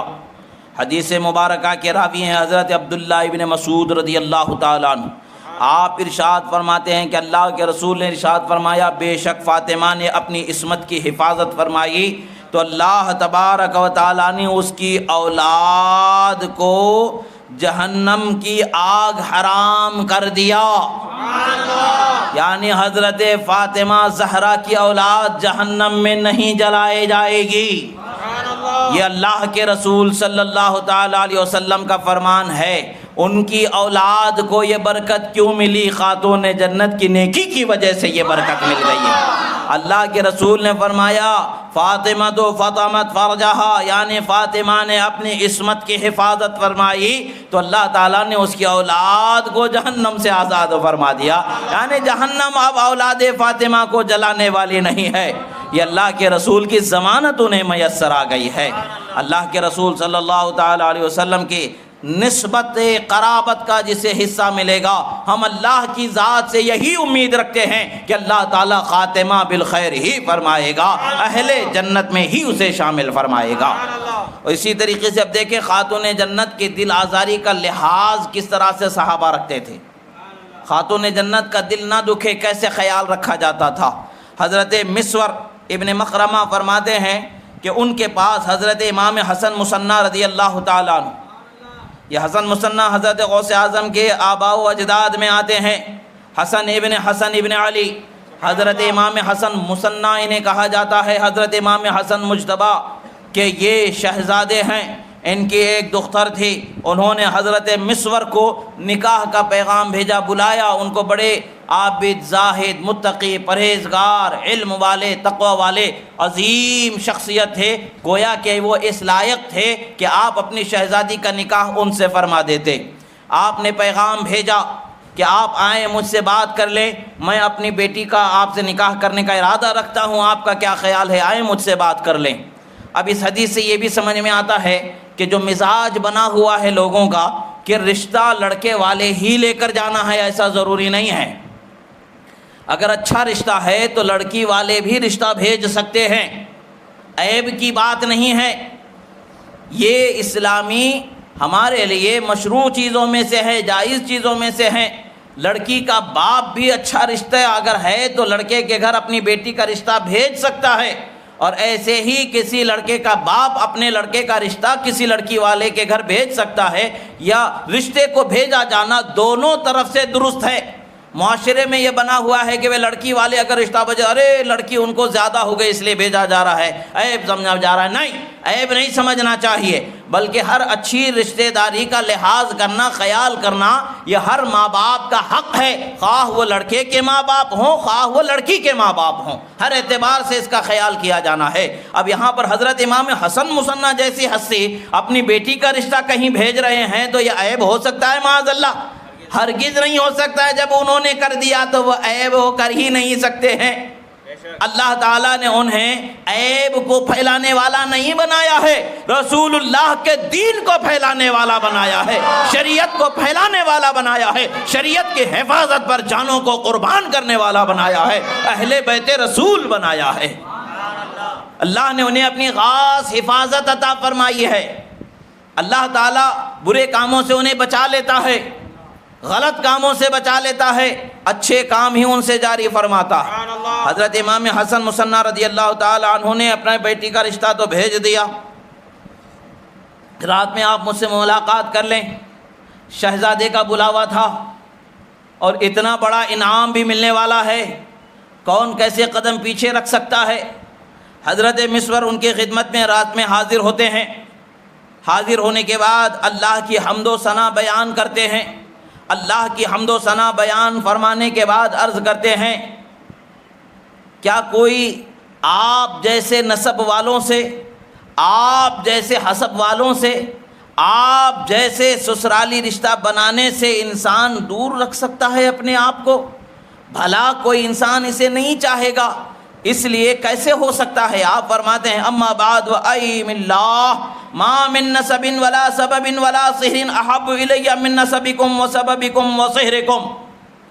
فرماتے ہیں میرے نزدیک آپ کے خاندان سے بڑا کوئی خاندان نہیں، آپ سے بڑا کوئی حسب والا گھرانہ نہیں، اور میرے نزدیک سسرالی رشتہ آپ جیسے رشتہ داری سے بنانا، یعنی آپ جیسوں سے رشتہ بنانا، اس سے بہتر اور کوئی اعلیٰ بات، اونچی بات، پسندیدہ بات نہیں ہے۔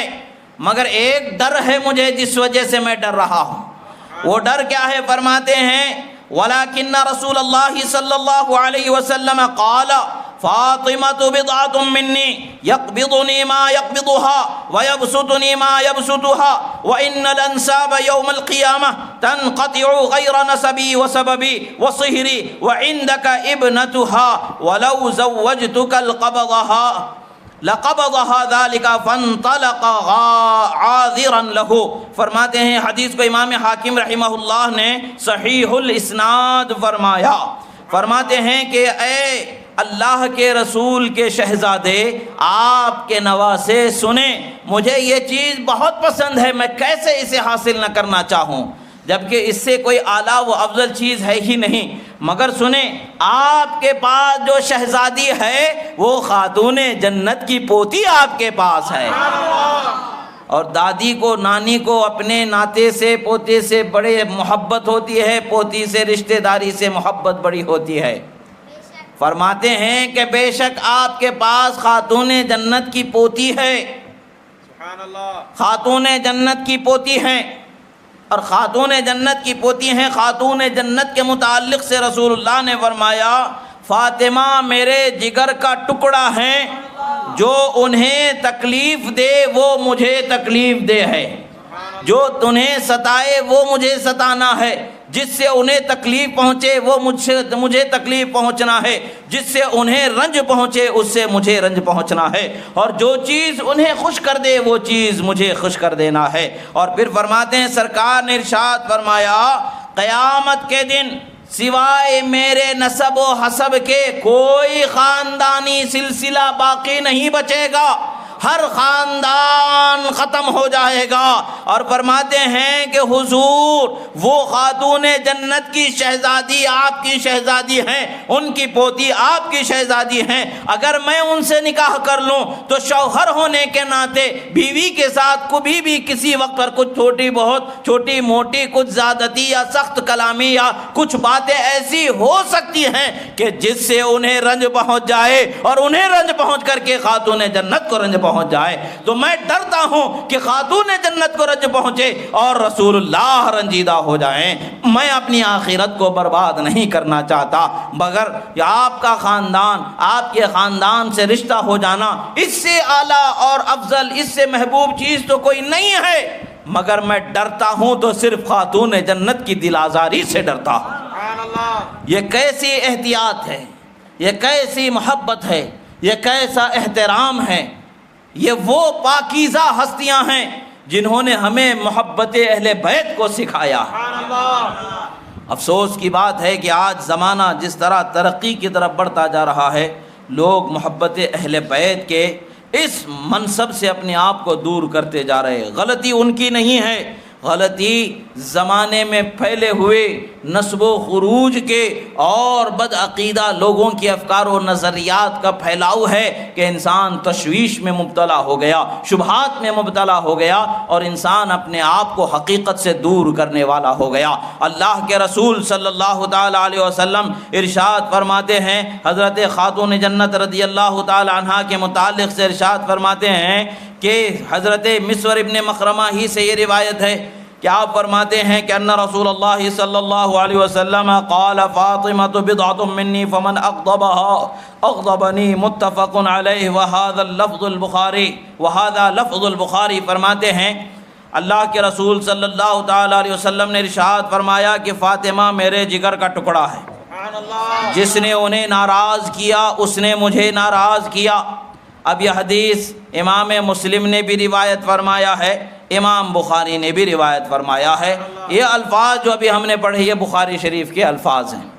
اتنا تو سب مانتے ہیں نا کہ بخاری شریف سب سے صحیح ترین کتاب ہے۔ جب بخاری شریف سے پیش کر دیا جاتا ہوتا نہیں نہیں اس کا مطلب ایسا نہیں ہے، مطلب ویسا ہے، ایسا ہے، اپنے من کی باتیں اس میں ٹھوسنے کی کوشش کرتے ہیں۔ اپنے من کی باتیں ٹھوسنے سے کچھ حقیقت بدل جانے والی تھوڑی ہے، اس لیے کہ راوی حدیث کے مفہوم کو تم سے زیادہ جاننے والے، حدیث کے روایت کرنے والے جو راوی ہیں وہ حدیث کے مفہوم کو آج کے زمانے کے لوگوں سے زیادہ جاننے والے ہیں۔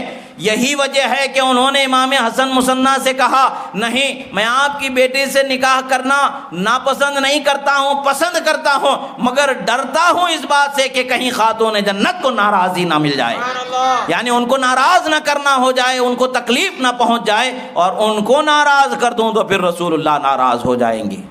کون سی دادی ہوگی جو اپنی پوتی کو تکلیف دینے والے سے خوش ہو سکتی ہے؟ ہو سکتی ہے؟ نہیں ہوگی، تو پھر وہ خاتون جنت ہیں، انہیں کیسے خوشی ہو سکتی، وہ کب راضی ہو سکتے ہیں؟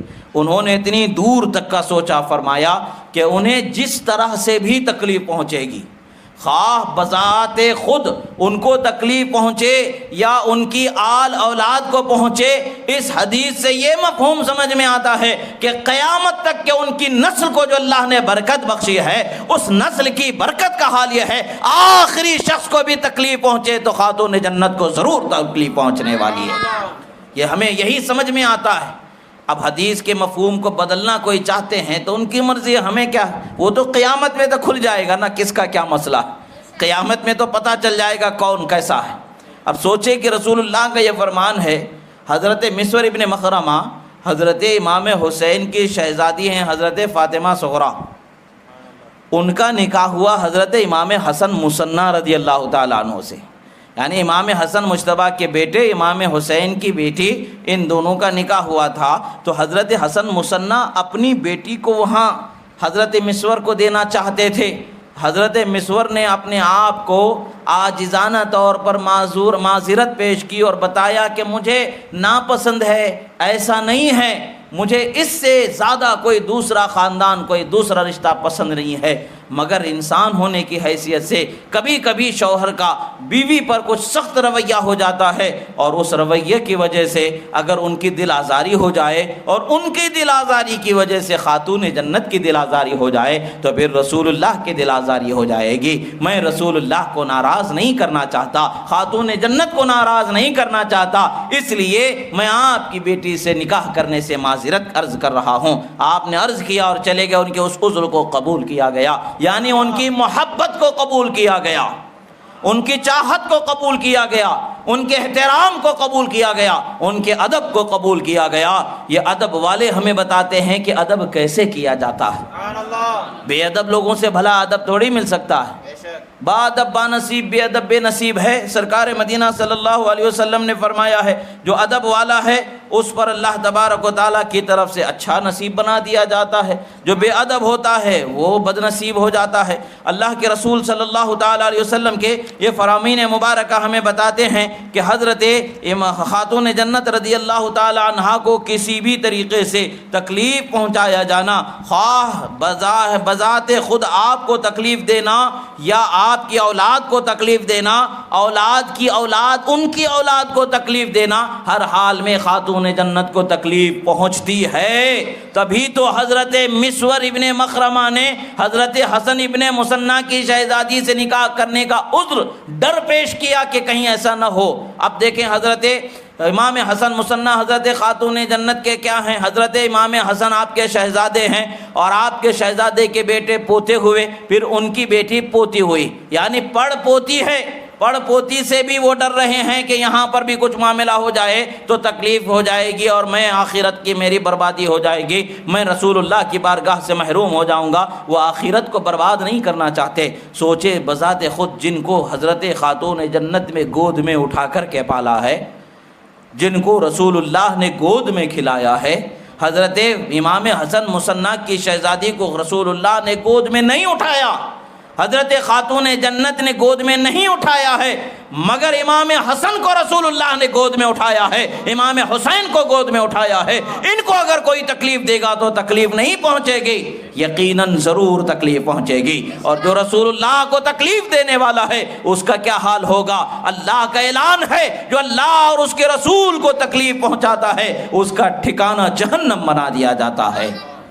اللہ کے رسول صلی اللہ تعالیٰ علیہ وسلم فرماتے ہیں کہ حضرت خاتون جنت کے لیے فرماتے ہیں، حضرت عبداللہ بن زبیر رضی اللہ تعالیٰ عنہ روایت کرتے ہیں، فرماتے ہیں قال رسول اللہ صلی اللہ علیہ وسلم انما فاطمۃ بضعۃ منی یؤذینی ما آذاها وینصبنی ما انصبها۔ امام ترمذی، امام احمد بن حنبل نے روایت فرمایا، سرکار نے فرمایا، حضرت عبداللہ بن زبیر راوی ہیں، فرماتے ہیں کہ رسول اکرم نے ارشاد فرمایا فاطمہ میرے جگر کا ٹکڑا ہے، اور فاطمہ کو جو چیز تکلیف دے وہ مجھے تکلیف دیتی ہے، جو چیز انہیں تکلیف میں ڈال دے، جس چیز سے انہیں اذیت ہو اس سے مجھے اذیت ہوگی، جس چیز سے انہیں مشقت اور تکلیف ہو وہ چیز سے مجھے تکلیف ہوگی۔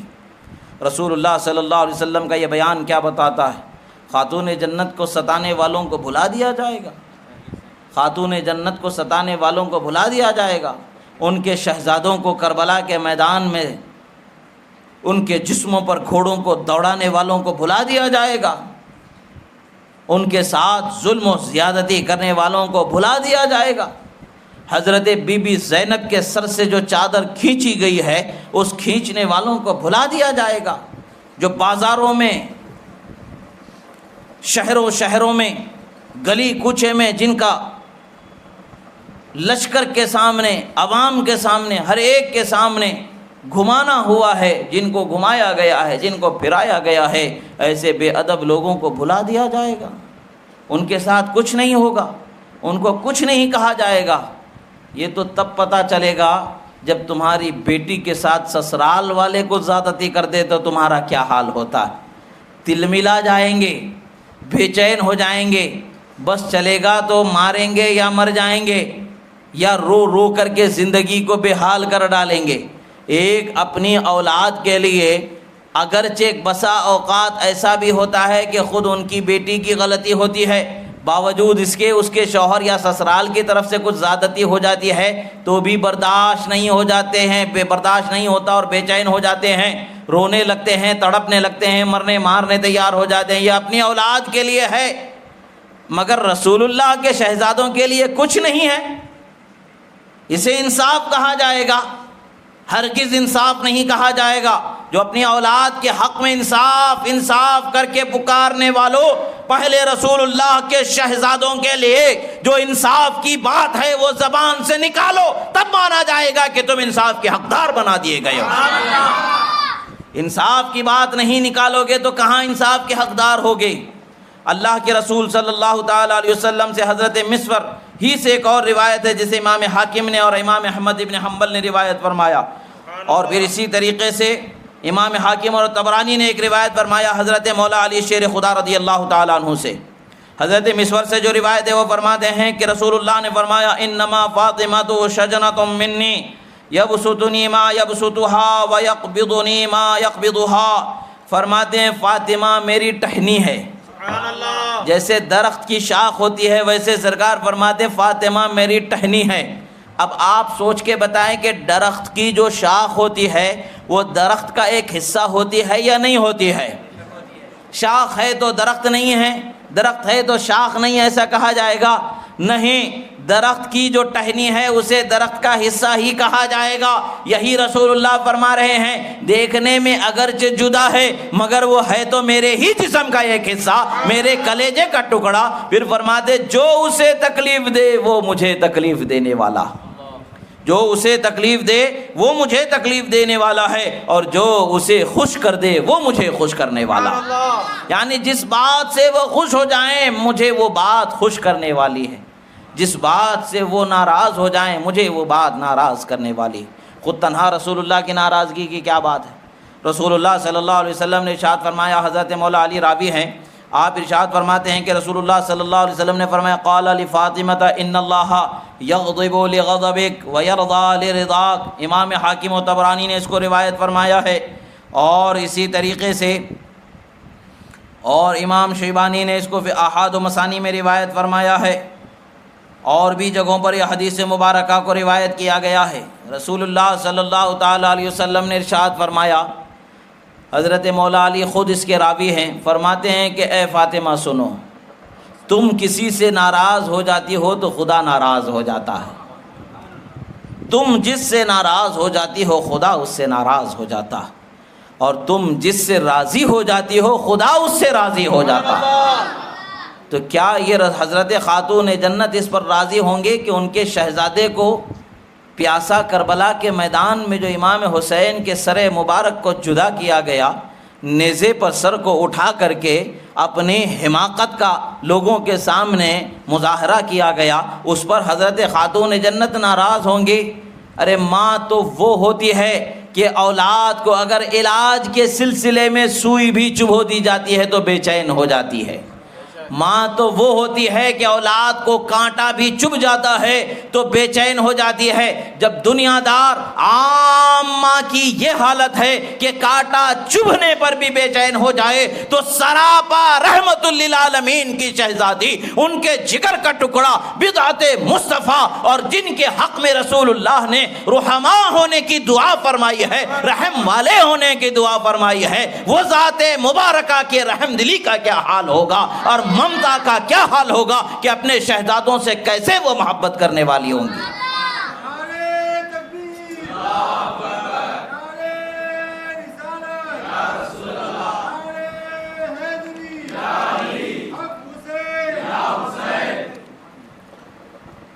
حضرت خاتون جنت رضی اللہ تعالی عنہ کوئی معمولی ہستی نہیں ہے، سیدۃ نساء العالمین فی الجنہ ہے، تمام عالم کی عورتوں کی سردار جنت میں اللہ نے انہیں بنایا ہے۔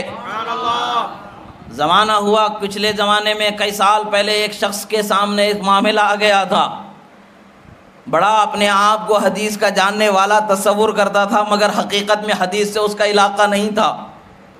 ایک دنیا دار جاہل انسان کسی کی باتوں میں پڑھ کر کے منمانی کرنے لگ گیا تھا اس نے اس کا انکار کیا تھا، جب حدیث کی کتابوں کو لے کر کے پہنچے تو بھاگتے بنے تھے اس کے لیے، اس کے علاوہ کوئی راستہ ہی نہیں بچا تھا۔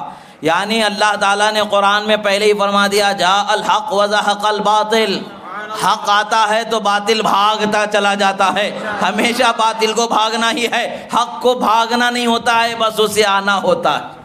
حق جہاں آتا ہے وہاں سے باطل بھاگتا چلا جاتا ہے۔ رسول اللہ صلی اللہ تعالیٰ علیہ وسلم سے یہ روایتیں ہیں، فرماتی ہیں کہ حضرت بی بی عائشہ صدیقہ رضی اللہ تعالیٰ عنہ فرماتی ہیں اللہ کے رسول صلی اللہ تعالیٰ علیہ وسلم ایک مرتبہ حضرت خاتون جنت کو بلاتے ہیں، دعا النبی فاطمہ ابنتہ فی شکواہ الذی قبض فیہا، سرکار جس حال میں دنیا سے رخصت ہوئے، جب آپ بیمار تھے، اس وقت پر رسول اللہ نے خاتون جنت کو اپنے پاس بلایا، اور وہ تمام شوہر سن لیں، لڑکیوں کو، اپنی بیویوں کو، ان کے ماں باپ اگر بیمار ہوں تو بھیجنا، یہ سنت مولا علی ہے، اور ماں باپ کا اپنی بچیوں کو بلانا یہ سنت مصطفیٰ ہے۔ اگر مصطفیٰ و اہل بیت کے چاہنے والے ہیں تو اس پر عمل کرنے والے ہونا ہے، اس لیے کہ باپ کو اولاد میں بڑی انسیت ہوتی ہے، ماں باپ کو اولاد میں بڑی راحت اللہ رکھتا ہے، ان کو دیکھ کر کے انہیں دوا سے زیادہ سکون و راحت اولاد کو دیکھنے سے حاصل ہو جاتا ہے۔ یہی وجہ ہے کہ یہ تعلیم ہے، امت کو سکھایا گیا ہے، بتایا گیا ہے۔ افسوس کی بات ہے کہ چھوٹے موٹے جھگڑوں کی وجہ سے اولاد کو ماں باپ سے دور رکھ دیا جاتا ہے، خاص کر بچیوں پر شوہروں کا چلتا ہے، بیویوں کو ان کے ماں باپ سے ملنے نہیں دیا جاتا ہے، روک دیا جاتا ہے، یہ ظلم ہے۔ ظلم کرنے سے بچیں، جب ان کو ضرورت ہوگی ضرور بھیجیں، ہاں غیر ضروری جانا چاہتے ہیں تو آپ کو اختیار ہے، منع بھی کر سکتے ہیں، مگر ملنے کے لیے بھیجا کریں۔ جب ضرورت ہو اس وقت پر بے وجہ کی ضد کر کے مجرم گنہگار نہ بنیں، یہ زیادتی ہے۔ رسول اللہ صلی اللہ تعالیٰ علیہ وسلم نے اپنی شہزادی کو بلایا، حضرت مولا علی کیسے نہیں بھیجتے؟ مولا علی تو پہلے ہی بھیجنے والے ہیں۔ حضرت خاتون جنت تشریف لائیں، سرکار کے پاس سرکار نے انہیں بیٹھایا اور فسار رہا بشیء فبکت، رسول اللہ نے کچھ ان کے کان میں گفتگو فرمائی، حضرت خاتون جنت رونے لگیں، جب ان کی آنکھ سے آنسو بہنے لگے، پھر سرکار نے انہیں پھر بلایا اپنے پاس، پھر ان کے کان میں کچھ گفتگو فرمائی تو مسکرانے لگیں۔ جب وہ مسکرانے لگیں تو حضرت بی بی عائشہ صدیقہ رضی اللہ تعالیٰ عنہ فرماتی ہیں کہ میں نے ان سے پوچھا، ایک روایت میں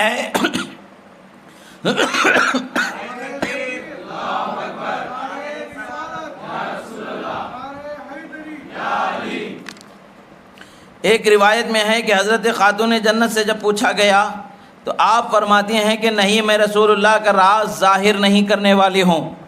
جب رسول اللہ صلی اللہ تعالیٰ علیہ وسلم نے ان سے فرمایا تو حضرت بی بی عائشہ صدیقہ رضی اللہ تعالیٰ عنہ نے پوچھا، فسألتها عما قال فقالت ما كنت لأفشي سر رسول اللہ صلی اللہ علیہ وسلم حتى قبض النبی، فرماتی ہیں کہ حضرت بی بی عائشہ نے ان سے پوچھا کہ شہزادی بتائیں کیا بات پر تم آزردہ ہو کر کے آنسو بہائی تھیں اور کیا بات پر خوش ہو کر کے مسکرائی تھیں؟ حضرت خاتون جنت فرماتی ہیں کہ نہیں، ابھی میں راز ہے رسول اللہ کا، میں اسے ظاہر نہیں کروں گی۔ جب سرکار کا وصال ہو گیا اس کے بعد میں آپ سے پوچھا گیا، آپ سے پوچھنے پر اس راز کو آپ نے ظاہر فرمایا۔ وہ راز کیا ہے؟ فرماتی ہیں کہ جب پہلی مرتبہ رسول اللہ نے مجھ سے گفتگو فرمائی کان میں، اس وقت پر فرمایا کہ میں اسی مرض کے حالت میں دنیا سے جانے والا ہوں۔ اب یہ بتائیں کسی انسان کو اپنی موت کا وقت پتہ ہوتا ہے؟ نہیں ہوتا ہے۔ موت کب آئے گی یہ نہیں پتہ ہے، یہ غیب ہے۔ رسول اللہ موت کب آئے گی یہ بتا رہے، غیب کی خبر دے رہے ہیں۔ پتہ چلتا ہے کہ اللہ تعالیٰ نے نبیوں کو غیب کی خبر دینے والا ہی بنایا ہے۔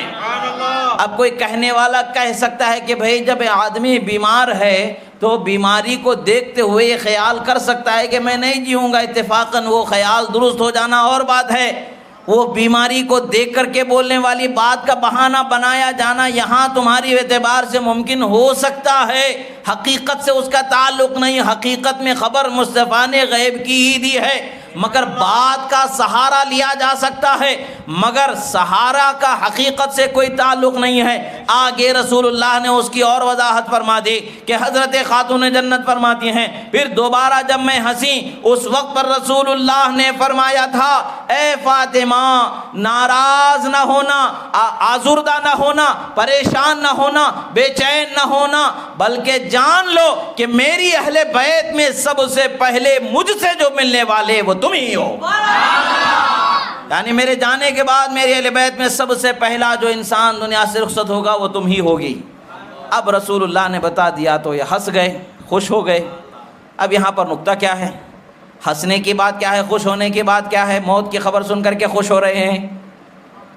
دیوانے کو تو یہی چاہیے نا، دیوانہ تو یہی چاہتا ہے کہ محبوب اسے کب مل جائے۔ پروانے سے پوچھو کہ شمع پر فدا ہونے سے کیا ملتا ہے، وہ تو پروانہ کیا بتائے گا، ہمیں دکھ رہا ہوگا کہ پروانہ شمع پر فدا ہو رہا ہے، مگر پروانے کو پتہ ہے لذت عشق کیا ہوتی ہے اور وصال محبوب کیا ہوتا ہے، رسول اللہ کی محبت کی لذت کیا ہوتی ہے، اور پھر اس لذت میں جب رسول اللہ کا قرب مل جاتا ہے تو اس کی کیا نعمت ہوتی ہے، کیا لذت ہوتی ہے۔ یہ حضرت خاتون جنت کو پتہ تھا۔ یا مرنے والے ہیں لوگ جو کہتے ہیں مر کے مٹی میں مل گئے معاذ اللہ، تو حضرت خاتون جنت جانتی ہیں کہ رسول اللہ کو موت آنی ہے، بس ایک آن کو آنی ہے، ایک سیکنڈ کے لیے آنی ہے، اس کے بعد کی زندگی تو رسول اللہ نے فرمایا ان اللہ حرم علی الارض ان تأکل اجساد الانبیاء فنبی حی یرزق، اللہ نے زمین پر انبیاء کے جسموں کو کھانا حرام کر دیا ہے، انبیاء اپنی قبروں میں زندہ ہیں اور رزق پاتے ہیں، رزق پاتے ہیں، زندہ ہیں۔ اب زندوں سے زندہ ہی جا کر کے ملتے ہیں کہ مردہ ملتے ہیں؟ گویا کہ رسول اللہ نے بتا دیا خدا نے مجھے زندہ رکھنا ہے، حشر میں بھی اور برزخ میں بھی، قبر میں دنیا سے جانے کے بعد بھی میں زندہ رہوں گا، تم مجھ سے ملو گی تو میرے صدقے میں تمہیں بھی زندہ فرما دیا۔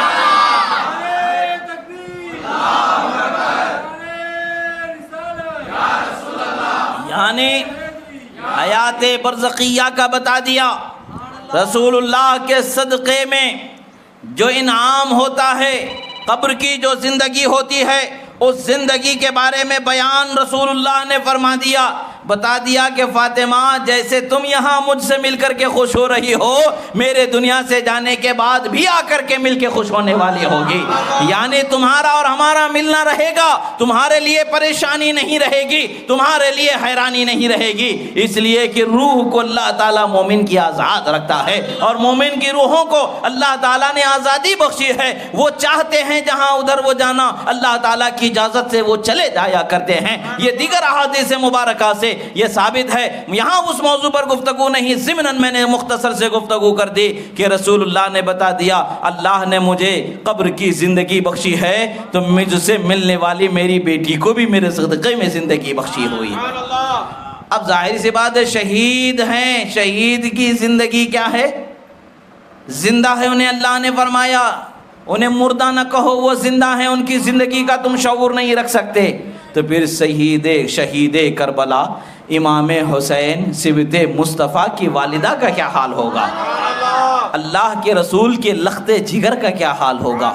قرآن کا حافظ ہو جاتا ہے، اہل بیت کا چاہنے والا ہوتا ہے تو قبر میں سلامت رہتا ہے، تو اہل بیت کے چاہنے والے کو قبر سلامت رکھتی ہے، تو جو ذات اہل بیت ہے، حضرت رسول اللہ کا جگر گوشہ ہے، خاتون جنت ہے، ان کا کیا حال ہو سکتا ہے؟ اللہ کے رسول صلی اللہ تعالیٰ علیہ وسلم کی عظمت کا اس حدیث میں بہت اچھے طریقے سے بیان واضح ہوا۔ پھر سرکار صلی اللہ تعالیٰ علیہ وسلم نے فرمایا، ایک اور روایت میں ہے کہ رسول اللہ صلی اللہ تعالیٰ علیہ وسلم نے ارشاد فرمایا، اے فاطمہ کیا تم اس پر راضی نہیں ہو جاؤ گی کہ اللہ تبارک و تعالیٰ تمہیں تمام عالم کی عورتوں کی سردار جنت میں بنا دے؟ اور روایت یہ ہوتی ہے کہ اللہ کے رسول صلی اللہ تعالیٰ علیہ وسلم نے ارشاد فرمایا، امام نسائی نے اس حدیث کو نسائی شریف میں روایت فرمایا، اور امام حاکم نے اس حدیث کو حاکم مستدرک علی صحیحین میں روایت فرمایا، مستدرک میں روایت فرمایا ہے۔ اور آپ دیکھیں امام نسائی شریف میں یہ صحاح ستہ کی حدیث کی کتابوں میں سے ایک کتاب ہے، اور خصائص علی جس امام نے لکھا وہی امام نسائی ہے۔ آپ فرماتے ہیں کہ حضرت بی بی عائشہ صدیقہ سے روایت فرماتے ہیں کہ سرکار حضرت بی بی عائشہ صدیقہ رضی اللہ تعالیٰ عنہ فرماتی ہیں کہ ان نبی صلی اللہ تعالیٰ علیہ وسلم قال وهو فی مرضه الذی توفی فیہ، سرکار مدینہ صلی اللہ تعالیٰ علیہ وسلم جس مرض میں دنیا سے رخصت ہوئے، اس مرض کے عالم میں اس وقت پر رسول اللہ نے ارشاد فرمایا، کیا ارشاد فرمایا؟ یا فاطمۃ الا ترضین ان تکونی سیدۃ نساء العالمین و سیدۃ نساء هذه الامہ و سیدۃ نساء المؤمنین۔ فرمائے کہ اے عائشہ کیا تم اس پر راضی نہیں ہو جاؤ گی، یعنی خوش نہیں ہوگی؟ میں جا تو رہا ہوں، مجھ سے پہلے ملنے والی بھی تم ہی ہوگی، مگر اور نعمت جو خدا نے تمہیں دیا ہے وہ نعمت کیا تم اس پر خوش نہیں ہوگی؟ وہ کون سی نعمت ہے کہ اللہ تعالیٰ نے تمہیں تمام عالم کی عورتوں کا سردار بنا دیا؟ گویا کہ رسول اللہ نے انہیں بتا دیا خدا نے مجھے رحمت للعالمین بنایا ہے اور تمہیں سیدۃ نساء العالمین بنایا ہے۔ اے فاطمہ مجھے رحمت عالم بنایا ہے تو تمہیں سیدہ نساء عالم رب تعالیٰ نے بنایا ہے۔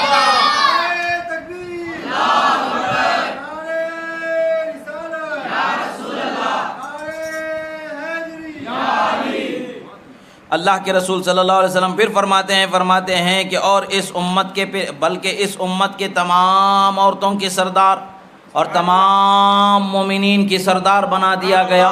یہ سرداری جو رسول اللہ صلی اللہ تعالیٰ علیہ وسلم نے انہیں عطا فرمایا یہ عام سرداری نہیں ہے۔ حضرت عائشہ صدیقہ رضی اللہ تعالیٰ عنہا سے صحابہ نے پوچھا، حضرت اے ام المومنین ذرا بتائیں تو صحیح، ای الناس کان احب الی رسول اللہ صلی اللہ علیہ وسلم، رسول اللہ کو لوگوں میں سب سے زیادہ محبوب کون تھے، جن سے رسول اللہ سب سے زیادہ محبت کرتے تھے؟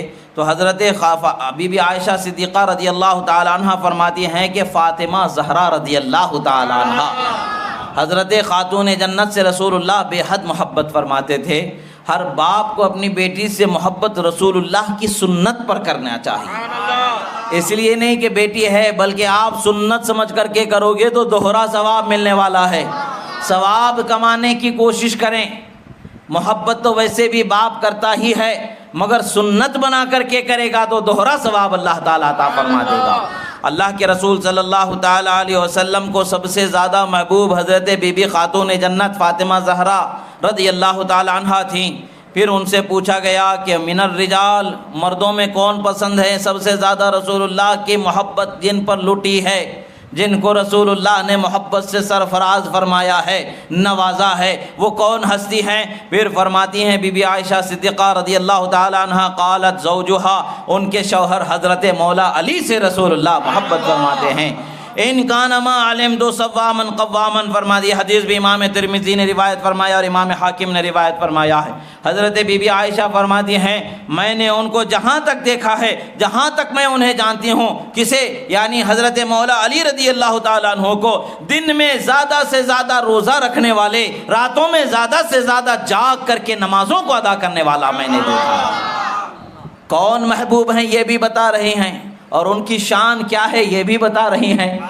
یہ امہات المومنین ہیں جو رسول اللہ کی شہزادی سے، حضرت مولا علی سے اور رسول اللہ کے نواسوں سے محبت کرتی ہیں اور محبت کو بتاتی ہیں، اور یہ امہات المومنین سے اہل بیت رسول اللہ کے شہزادی اور آپ کے شہزادے نواسے حضرت اور مولا علی، یہ محبت ان کا جو حق و ادب و احترام ہے اس کو برقرار رکھ کے امت کو بتاتے ہیں۔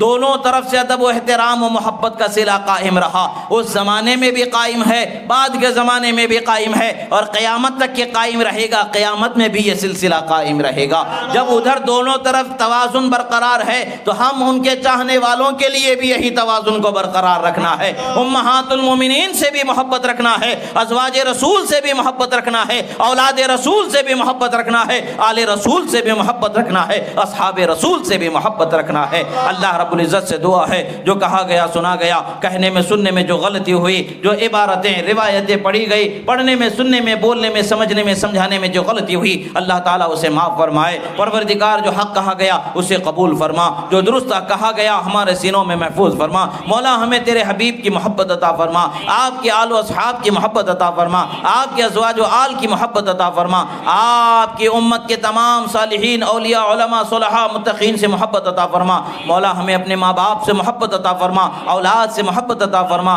مولا ہمیں اپنے بڑوں کا فرما بردار فرما، ہماری اولاد کو ہمارا فرما بردار فرما۔ مولا جو بیمار ہے انہیں شفائے کاملہ و عاجلہ عطا فرما، جو قرض دار ہے انہیں بار قرض سے سبکدوشی عطا فرما، جو پریشان ہے ان کی پریشانیوں سے انہیں نجات عطا فرما، جو قانونی کارروائی کے معاملوں میں الجھے مولا اس میں آسانیاں عطا فرما۔ پروردگار تیرے حبیب کریم کے صدقے مولا امت مسلمہ پر رحم فرما، انعام فرما، اکرام فرما۔ بیواؤں، یتیموں، بے سہاروں کے، بچوں کے، ضعیفوں کے نگہبان، سہارے، کفو مہیا فرما۔ پروردگار ان پر ظلم کرنے والوں کو، مسلمانوں پر ظلم کرنے والوں کو نیست و نابود فرما، مظلوم مسلمانوں کی مدد فرما۔ پروردگار ہماری جائز تمناؤں کو پوری فرما، جو بے اولاد ہیں صاحب اولاد فرما، جن کے اولاد ہے انہیں نیک با اخلاق با کردار فرما۔ اقول قولی ھذا استغفر اللہ لی ولکم ولسائر المؤمنین وما علینا الا البلاغ المبین۔ الفاتحہ۔